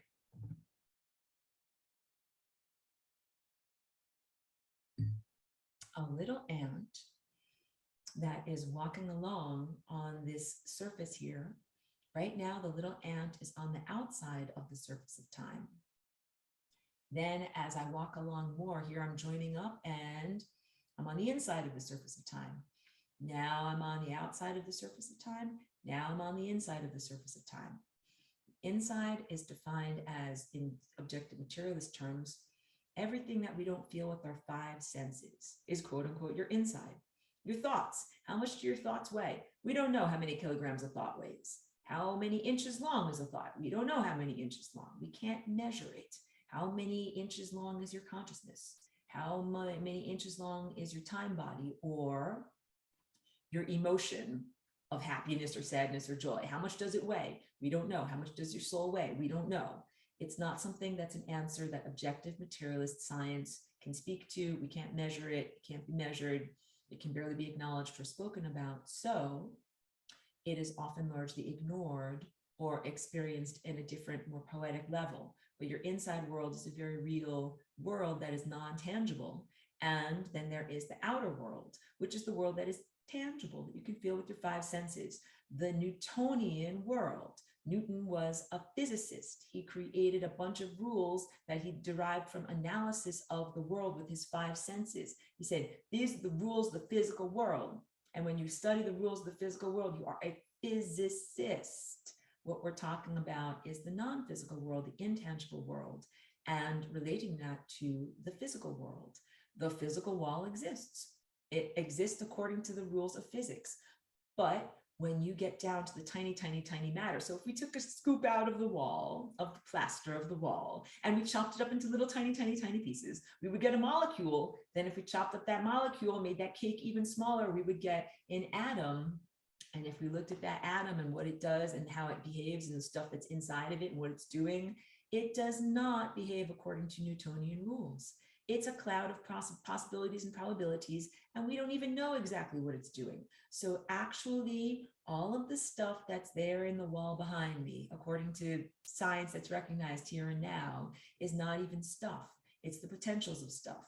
It's the possibilities and the probabilities and probable positioning of stuff that could once be stuff, but that is not even stuff yet, that is somehow on a wall behind me and is able to hold up pictures and paintings and be there and keep me warm because it's an encapsulation against the elements. Like that, it's a thing that doesn't follow. It doesn't actually make sense, but that is one of the challenges of the present level of scientific description and information.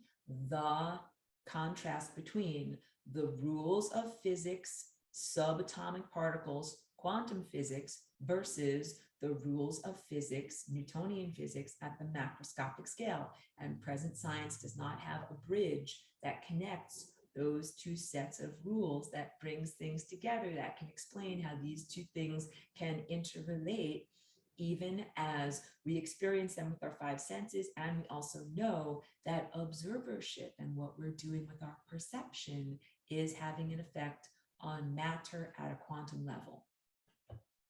This shape is all about claiming ownership of how your attention and your inner world directly affects the outer world around you. There used to be a bifurcation. My thoughts and my dreams and my feelings and my experiences versus the world around me, like the wall. That's why I chomp on the cigar. Hey kid, the wall is the wall. Stop dreaming. You know what I mean? Like you can imagine this type of character and this type of voice. Get your head out of the clouds and stop dreaming. Smoking my cigar. The wall is the wall. Get down to reality. Get your feet on the ground, kid. as opposed to, I'm a fantasist and I'm thinking about things and things are inside of me and I'm having these ideas, but those ideas are as intangible as a cloud and they just exist and float away. Flying rainbow lasagna is the combination of spirit plus matter. It's the combination of the intangible and the tangible presence. It is what happens in your body when you reach the next level beyond the bifurcation of reality that has to do with your epidermis, or the bifurcation of reality that has to do with your individuality versus the world. You become no longer self versus the world. You went through the state of being that is the unicellular organism. I'm just looking out for number one, and I don't even have to know about or acknowledge anyone or anything else out there. And you move into multicellular organismic perception. I'm part of a trillions of cells. I'm in one reality state. I'm in one parallel. I'm in one reality that has many other reality states in parallel around them that are also acknowledged as part of potentialities, the cloud of potentialities, like the electron cloud, and that as I redefine my definition of self, as I redefine my boundary as being realities created by part of what's inside of me and part of what is outside of me, that is the embodiment of the flying rainbow lasagna. The chakra shape becomes superpositioned. How do we superposition this? What does superpositioning mean? It means that at one moment it can be in this level down here. Wait, first I'm going to say it exists without a context. Right now, this chakra exists just as a floating shape with a very clear boundary between the inside surface and the outside surface. In order to do this higher dimensional positioning or jump off of the flat surface of time, or even have a conception of what it is to get out of flatland and into sphere land, first what you have to do is place this in a context. Place time in a context. What is the room that contains the room? I'm in a room. My room is moving through time.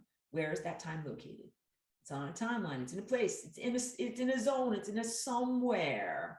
The time body is somewhere. As soon as you place the time body somewheresville, then you can move your time body up and down relevant to that contextual reality of somewheresville. Or you can keep your time body in one place and you can move everything else up and down around it. I'm just going to stand in one place, but I'm going to make the world jump up and down around me.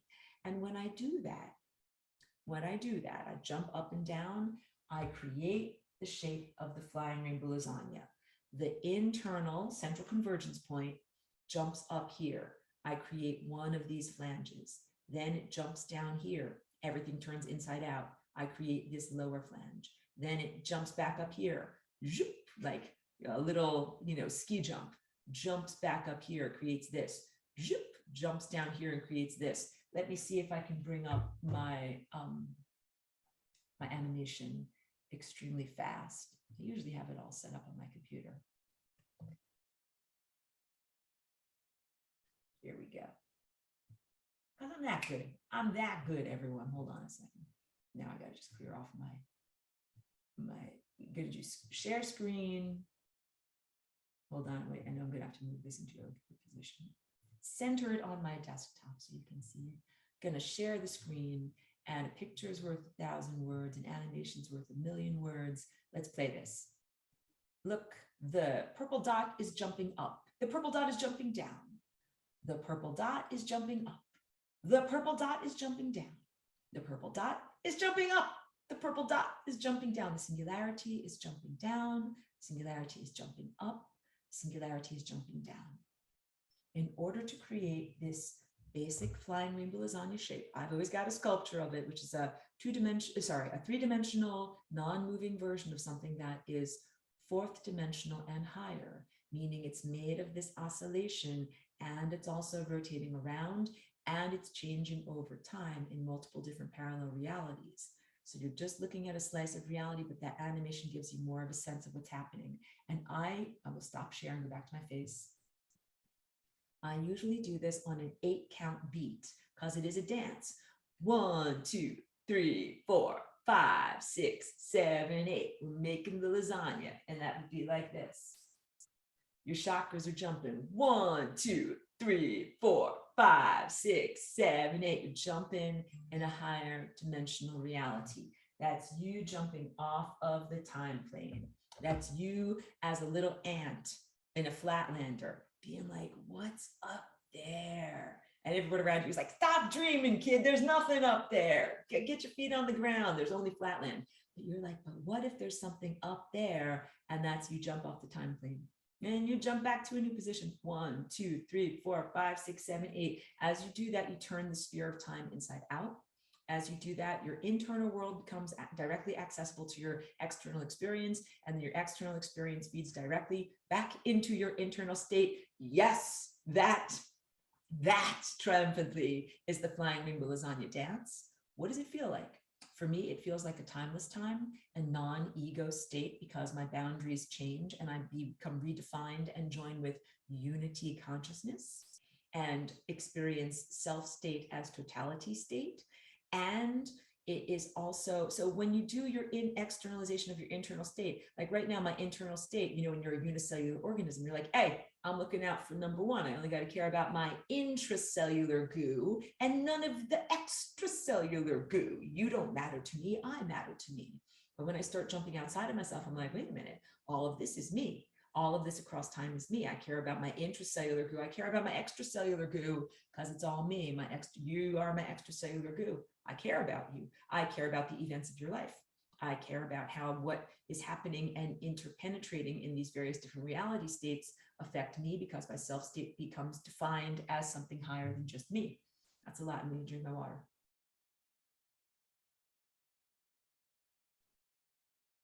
Comprehending the flying rainbow lasagna shape allows you to change the way you experience moving through time.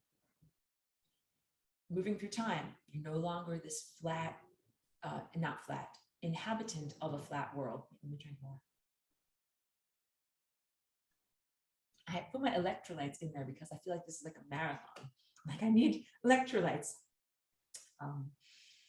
You are moving through time in a newly defined state that is beyond linear. Linear meaning 1, 2, 3, before, during, after.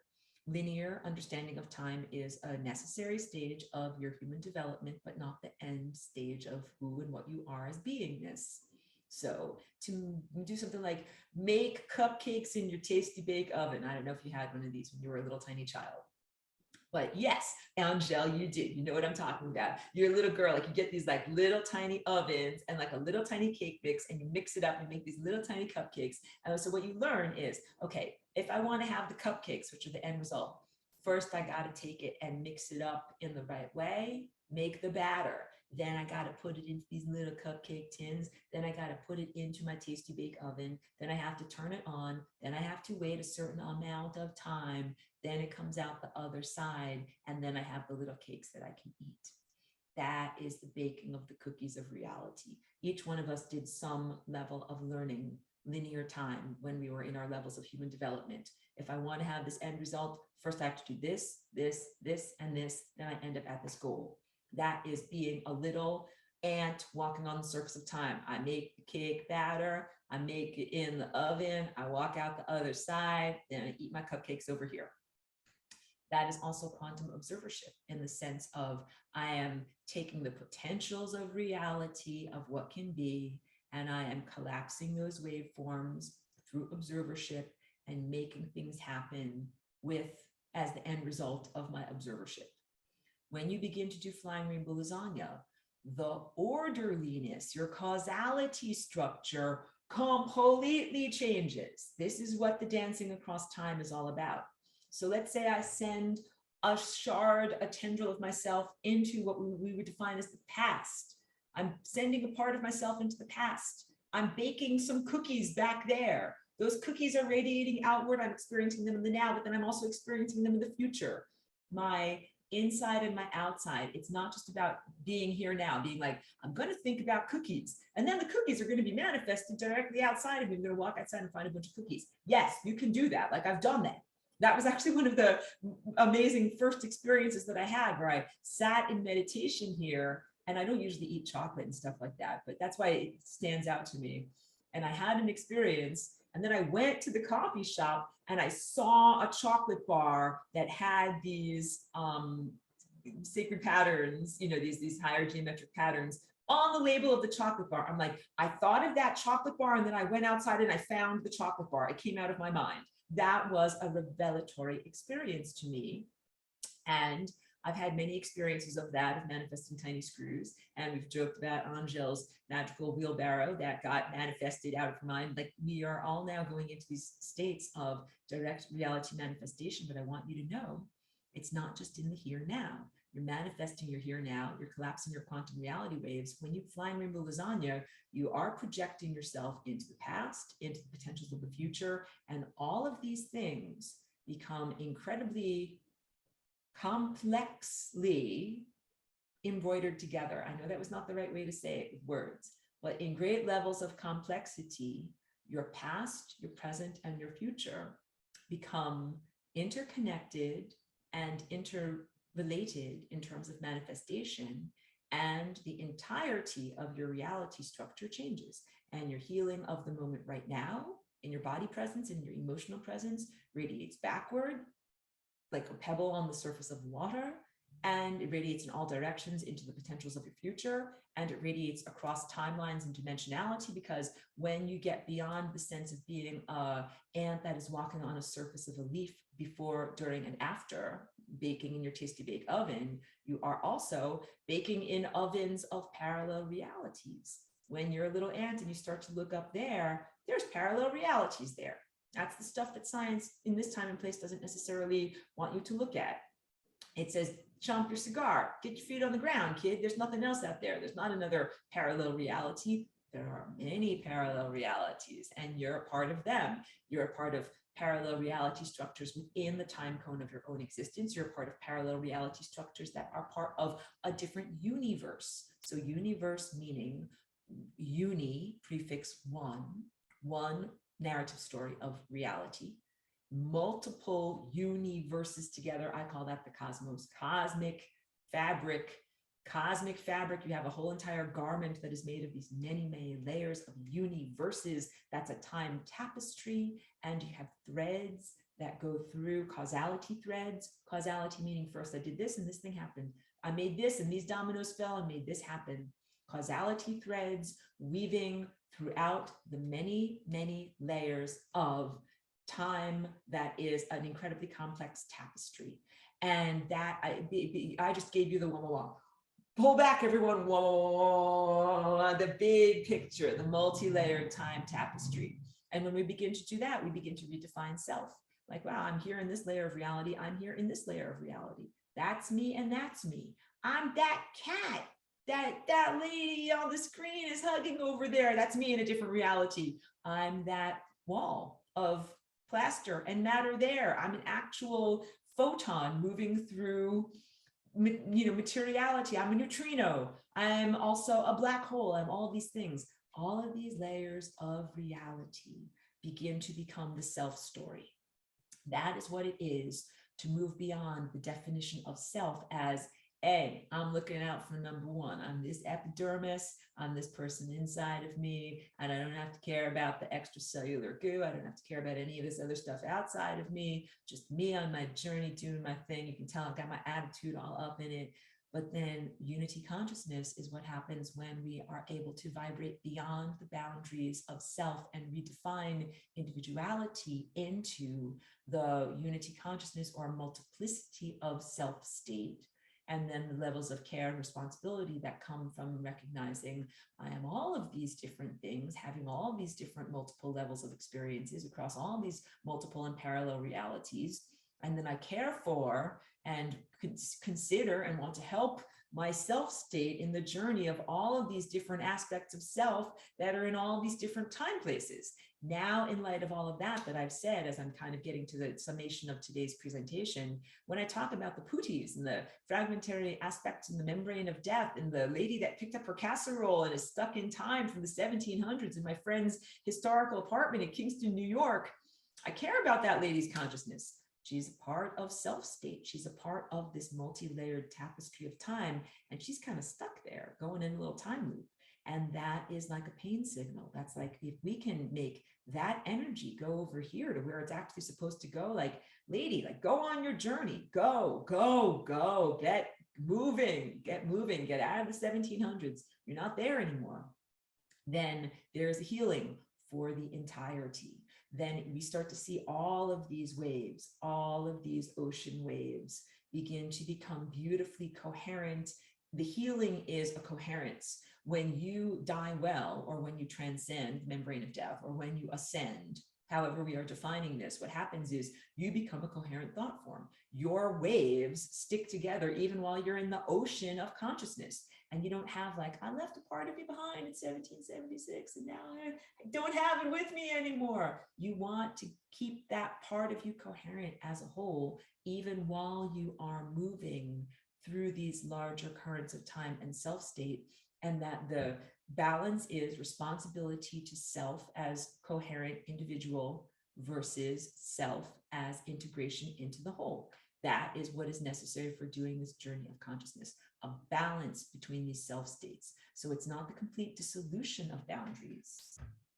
The flying rainbow lasagna still has membranes and boundaries. Look, this is a membrane and a boundary. This is a membrane and a boundary. I still have inside and outside. I still have individuation and sense of self, even as I am expanding and redefining what self is in context. But what I am achieving with the greater levels of with an additional degree, with an additional dimension, I add an additional degree of freedom. And I also add an additional level of responsibility that I'm like, okay, my inside is connected to my outside. I am now claiming and defining outside as inside, as self state, and I'm having greater levels of responsibility and accountability to outside, which now I recognize as part of inside. And then at a certain point, there's no distinction between inside and outside because they interact so much. That's what it's like if you lived in a tropical paradise and you just had like, a house that did not have a clear difference. Like you have a roof that keeps the tropical rain off of you, but you have like breezes that flow through your open windows and you're going in and out all the time. It's very different than if you live someplace where it's cold and frozen, where you're like, my doors and windows are hermetically sealed to keep the heat inside, I keep the cold outside. When we move into this different state, then you are able to have much more of a flow and a communication between who you are as consciousness, quote unquote, internally as an individual, and who you are as consciousness as part of, quote unquote, the external reality context, your environment, the larger sense of who and what you are. I'm going to get to these beautiful questions, but first I just want to make sure that I got through most of my notes that are important. DNA as something that is not flat and static, but DNA as something that is constantly moving and oscillating. DNA as something that has dance partners that are moving, that are like lined up across from one another, these different amino acids, and the sense of being able to unzip your DNA and shift your partners, do-si-do, promenade into the glade, like getting out of the older patterns of dance partnership, of what the DNA structure was doing, and being able to, like a Rubik's Cube, change and shift the topology, meaning the surface interconnectedness of what your DNA is doing in order to redefine reality. This is really what coming forth into day is all about.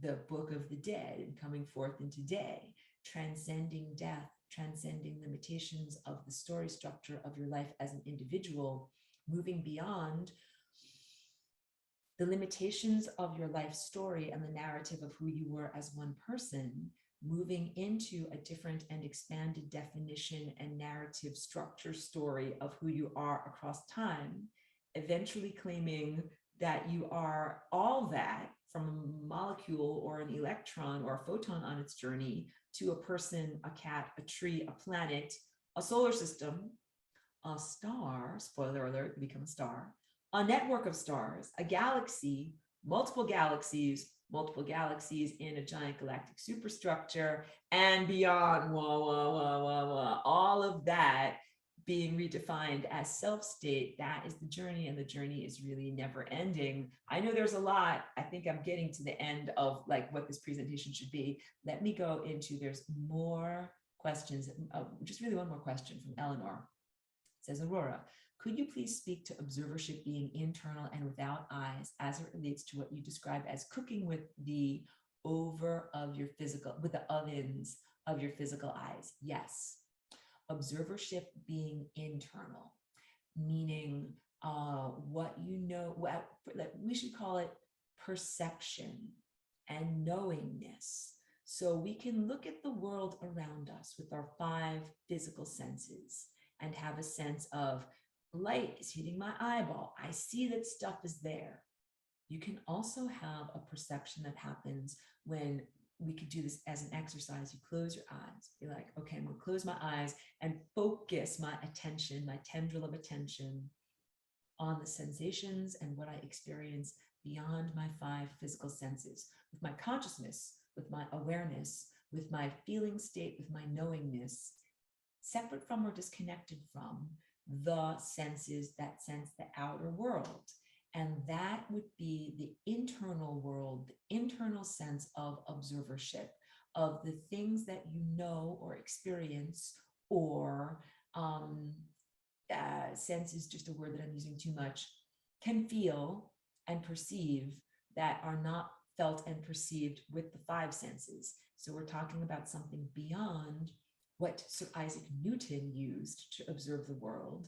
And these are the things that are still incredibly hugely important to us, but they include creativity, feelings, spiritual connection, frequency, or sensing a pure vibration, a music of consciousness, a music of the mind. Eleanor goes on to say, or to put it in another way, that eyeless space to which the eyes report and the interplay of that in the actual cooking, talking about the world of pure consciousness or pure awareness, really that initial violet dot, who you are before you put on your clothing of ego definition and ego self in order to interface with this world around here, who you are when you go into states of deep meditation or transcendence of the ego, or when we go into states of sub or super consciousness when we are sleeping and dreaming at night. Sub would be less conscious, but supra is higher. And sometimes we do that when we release our daily ego structure and go into those states.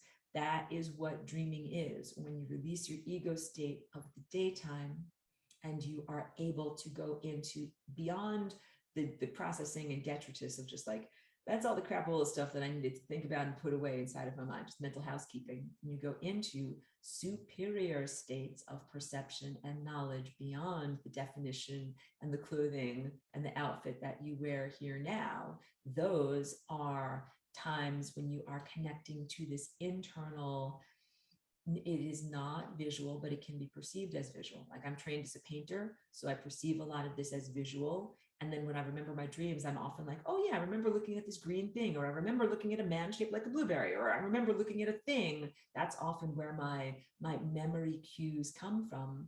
But whatever are your primary senses, for some people, you might be like, yeah, I remember this music that was going on, or I remember something that someone was saying to me, or I remember a smell or a feeling.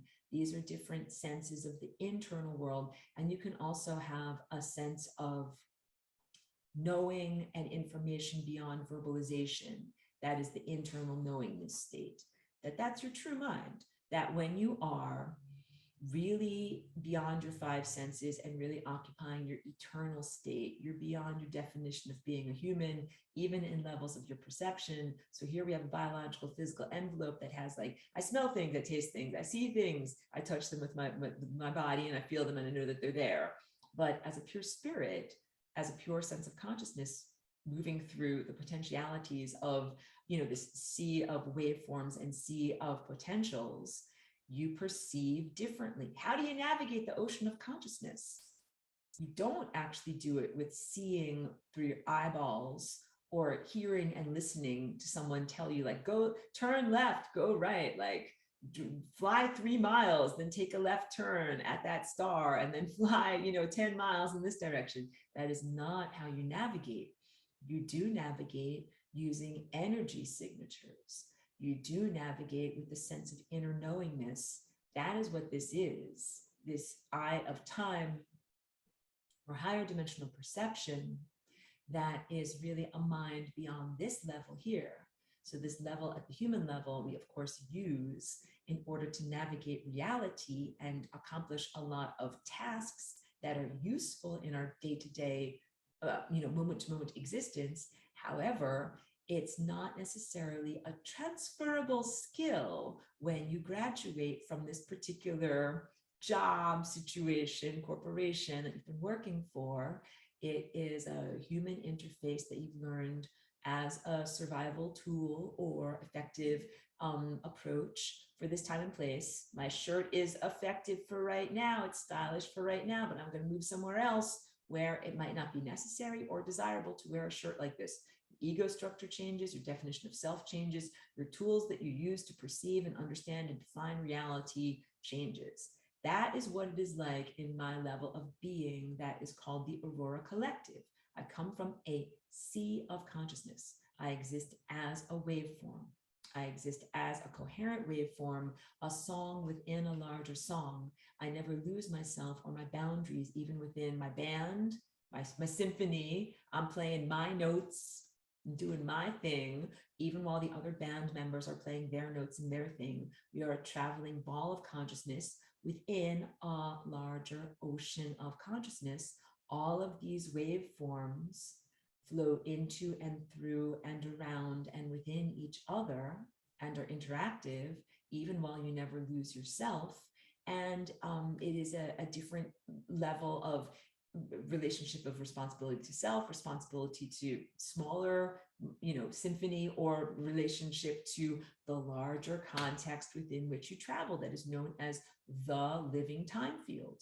So hold on a second. I want to check to make sure I got my notes and that I did everything that is essential. The things that I've highlighted in my notes, one of them is adding an additional dimension means adding an additional degree of freedom. Moving beyond the pre-programmed genetic limitations, genetic modification of humanity that happened on an ancient level, an ancient or concurrent level, that this idea of jumping up and over blockages. When you become an ant that has wings, like my picture back here, jump off the surface of time, you fly to where you need to fly to. You're not limited in terms of time. You're not limited in terms of causality, because you can fly to the past. I'll fly to the past and learn something and bring back this information that is here now and relevant to me here now. I'll fly to the future and access information that is here now. You can fly to the past or fly to the future and never have your butt leave the seat that you're sitting in right now. I flew to the past, I flew to the future. I got ideas and inspiration from these different places. I flew to a parallel reality. I folded that parallel reality into me here now. And the dominoes changed and shifted. The causality structure all shifted. This is your true state of being as human, or let's say as your divine presence. The mortal self that was created through genetic modification and genetic limitations becomes no longer relevant. So a lot of the stuff of the irrelevancies of all of the stuff that is pain, all the stuff that is suffering, all the ignorance, all of the stuff I didn't know or couldn't do because I was genetically modified and I became, this is, paraphrasing here, one became a limited mortal human and I didn't understand all this stuff and I was running around and, going from stimulus to stimulus.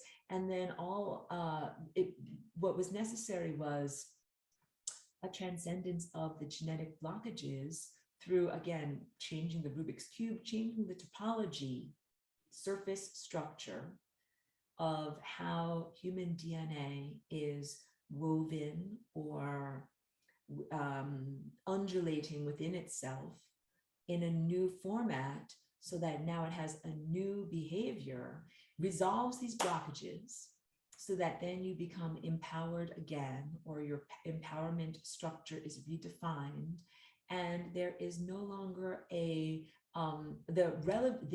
limitations are no longer relevant. a lot of the suffering that one has defined oneself by in individuated ego structure, suffering and loss and death and mortality and all of those things become redefined as empowerment returns through genetic transformation and restructuring of this, when I say surface, I'm talking about like flat land becoming sphere land. That's what I mean. Your redefinition of your genetic structure. You pop back into your true form. You were flattened out. You pop back into your true form, like, I don't know, like a pop-up card or a children's pop-up book, and you become your true shape again. And then it's like, oh, I used to feel so sad because I couldn't do this stuff, and this stuff happened over here, and I couldn't stop this, and I couldn't see this. But now I don't feel sad. I don't feel grief. I don't feel this. I don't feel that limitation, because all of those feeling states were relevant to me being submerged in time as a limited temporal human. And now I am transcending time or flying through time differently as an expanded, whatever you would call it, superhuman, or a reclaimed version of what the true full spectrum human is, or a lasagna human, and the capacity to have a different causality structure. When I talk about all of this, like, I'm getting into super language of super empowerment states, much, much different than if you would say, I'm submerged in time and there's these things that are stuck on the membrane of death and they're talking to me and stealing energy and siphoning energy from me, and I don't like the way it feels and the piranha is eating me. Like, I understand how that feels and can relate. The solution, as far as I am concerned, is transcendence at the level of jumping off of the flat surface of time, becoming a higher dimensional time being, and the levels of empowerment and perception that are achieved by moving into that higher dimensional super state. And then also the levels of identification and redefining identification and responsibility towards self and towards the whole. You really want to heal the whole. That is what has motivated me on my journey of being Aurora at a higher dimensional super state and vibrating down into this body, submerged in time through a portal known as the Flying Rainbow Lasagna, in order to heal, rectify, and restructure reality, because I'm that level of reality too. I benefit from restructuring the whole. I benefit from restructuring my own life. I benefit from giving these ideas, planting these seeds in your mind, creating new causality structures so that you go on in a new direction. Like, when you talk with someone or you plant a seed in their mind, they go in a different direction. They go in a different direction. And that could be from writing a poem, painting a painting, from writing a thesis, sharing a scientific paper, baking food for someone, like all of these things, or like stabbing them in the face with a knife. Like, no, don't do that. Don't do Breakfast with Champions, but do the nicer, more peaceful ways of influencing someone else, because it's you. Like, you would not want to be hurt in the face. I say that one because there's this show that was also on Netflix it's like a European show called Dark. And this is also about time, timelines, multiple personality, multiple parallel realities, not personalities. But this one woman, she's young and she meets herself in the future, and the future self stabs her in the face. And that's how she got that scar in the future. Like, you stab yourself in the face. Like, don't stab yourself in the face, everyone. Like, don't learn your time lessons in that way. You can be so much more compassionate and loving towards self that you don't have to do that to yourself. But that's the sense of not hurting oneself through time, radical self-forgiveness, radical love and compassion towards self-healing of time states. Heal that version of yourself that's from the 1700s, that's stuck on the membrane of death and walking in circles on the hamster wheel of time. Set yourself free. Eleanor replies and says, thank you and yes to all that you said. The query pertains to reality creation, in that from the eyeless place, reality creation appears to me as more of an allowing from the human vessel standpoint than a deliberate cooking up of personal intentions. But that probably goes to lessons, viewpoints, and residues I happen to be looking with from and all possibilities. The above is one way of conveying things. I respect very much what you're saying. Yes, when you get to higher levels of reality creation, Eleanor, a lot of it is about allowing. Very little of what I do in my dance state as Flying Rainbow Lasagna has to do with what I, as this shirt-wearing version of Aurora, wants. Like, of course, like, I want to have my breakfast. I want to have like a nice cup of coffee, like a nice little piece of almond bread. I want to sit down with my dog. I want like all these things that are nice and comfortable and good for little old me. what I also want is responsibility to the healing of the entirety and of the whole. And that's really what has motivated me as Aurora, the larger presence, the larger cosmic presence, to be here in this body form and to be working within the constraints and limitations of human society, where I have to earn money and I have to keep my electrons flowing in a wire so I can have artificial sunlight come out of this small tube that is next to my face so you guys can see me, so I can talk to you across the internet that is this thing on this box, and so that I can pay for the upholdment of a wall, like all of these things, like if I want this, I have to do this, and I have to do this, and I have to do this, that you're all relating to, that I'm agreeing to participate within this narrative structure of what is reality and what is the electric bill and what is money and what are these thought constructs and where do I buy my almond flour to make my bread so I can eat it, like my version of the Tasty Bake Oven. So I can do all these things. My real motivations when I'm in the Flying Rainbow Lasagna self state are the healing of the whole by my own oscillative dance here as being a conduit for these rectification waves to flow through. So as I move my physical body and I'm dancing and I'm moving and my genetic body is changing, do-si-doing, weaving itself into and outward of through it is. It's not just about like, hey, like how can I dance myself and be rich? Like how can I'm gonna dance like I'm gonna get like a golden toilet, or I always joke about these things like, why don't I have a golden toilet seat? You know, like some of these gilded, there's a thing about whatever, Trump Towers having a golden toilet seat. That's why I use that as an example, you know, and it's just the example of opulence within this time and place. Some people have a golden toilet seat and you can, you know, do what you need to do upon a pile of gold.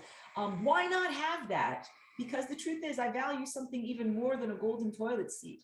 I value the spiritual treasure of changing and transforming and redefining what the experience is of consciousness in the larger state, not just having a more comfortable existence for one individuated part, but having the entirety. Like, what good is it for you to have a golden toilet seat when you've got like homeless people and they are hooked on drugs and the people have cancer and there are all of these profound sufferings that are happening right outside of your door? It's not a very comfortable existence. It's a very imperfect existence, even if you might have material wealth and opulence and greater capacities in your own life. The rest of consciousness, how about this? If you have a beautiful golden toilet seat, but what if there's tons of dumping in the Gulf of Mexico and all of the dolphins there are dying or having their babies, you know, born with birth defects, baby dolphins born with birth defects because of, you know, petrochemicals in the Gulf of Mexico. This is an actual thing that's happening. That's terrible. Like, my wealth and opulence does not solve that. And there's profound suffering on that level. There is lack of freedom. There are all these things. So I, as a self state on the level of Aurora, a consciousness that is beyond time and space, have had a comfortable, joyous experience. And I've come into levels of discomfort here because this is really about solving the levels of discomfort that are the dolphins in the Gulf of Mexico and the homeless people that are hooked on drugs in the park and people that don't have enough money for the electrons to flow on the wire and all of that stuff that's going on that actually does radiate outward and reduce the quality of existence of me on a larger level. This is all me on a larger level. And when I say that, you guys know that that's true for you too. I'm you, you are me. This is me on a larger level. The dolphins are you on a larger level. That lady's cat is you on a larger level. And the positive stuff is also you on a larger level. Every time someone or something levels up, it is galactic healing on a larger level. So that is what this Flying Rainbow Lasagna, it's not just a tool for manifestation, like in the lower levels of when people start to awaken and they're like, I'm gonna, like Abraham Hicks vortex stuff. This is not a, you know, criticism of people that are doing that. It's a level of development when you start to be like, hey, I'm looking out for me. I want to get something special. Like, I want more money. I want to go on vacation. I want to buy something for myself or someone else.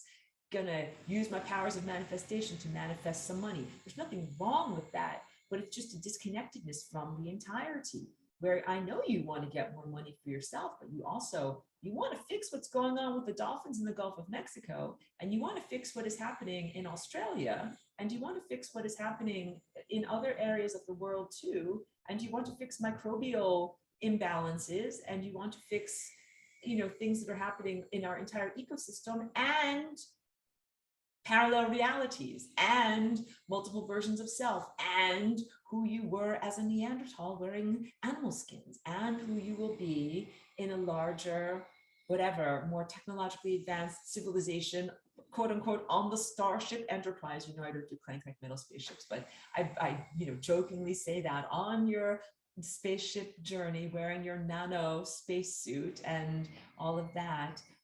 You want to do it across all these levels of time. Really, your future will probably be quite different than a metallic clank like metal spaceship flying through time like Star Trek. You probably have a different level of experience, but you know where I'm talking from, where I'm speaking from when I use these fictional past and fictional future, because the Stone Age past was profoundly sophisticated, and your future will probably be incredibly sophisticated in terms of not having to use a metal spaceship or Captain Kirk flying through space. You'll have a different level of experience, but I use these as cultural tropes to be able to get things across to you.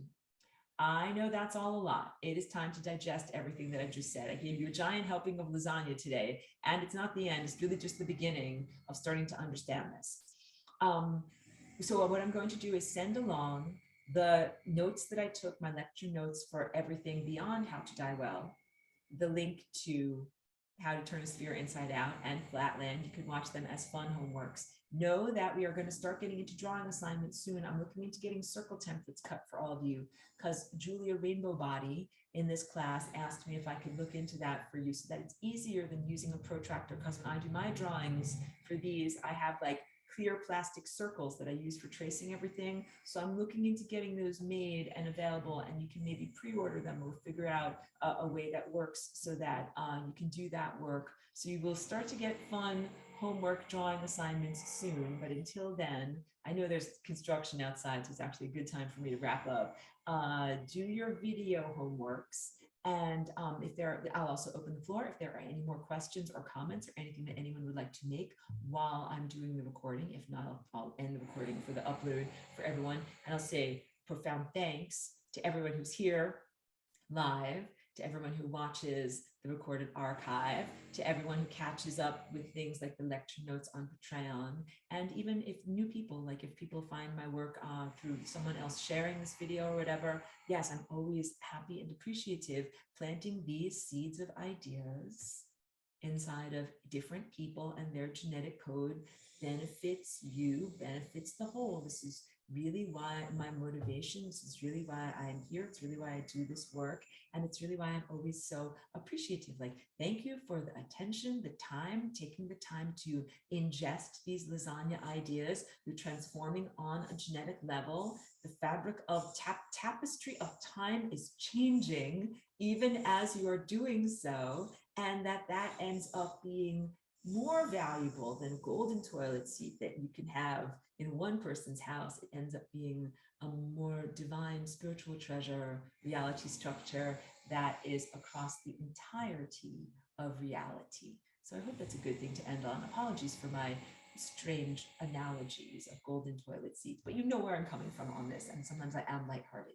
So that being said, just going once, going twice, questions, comments, or opinions. If not, I'll end the recording.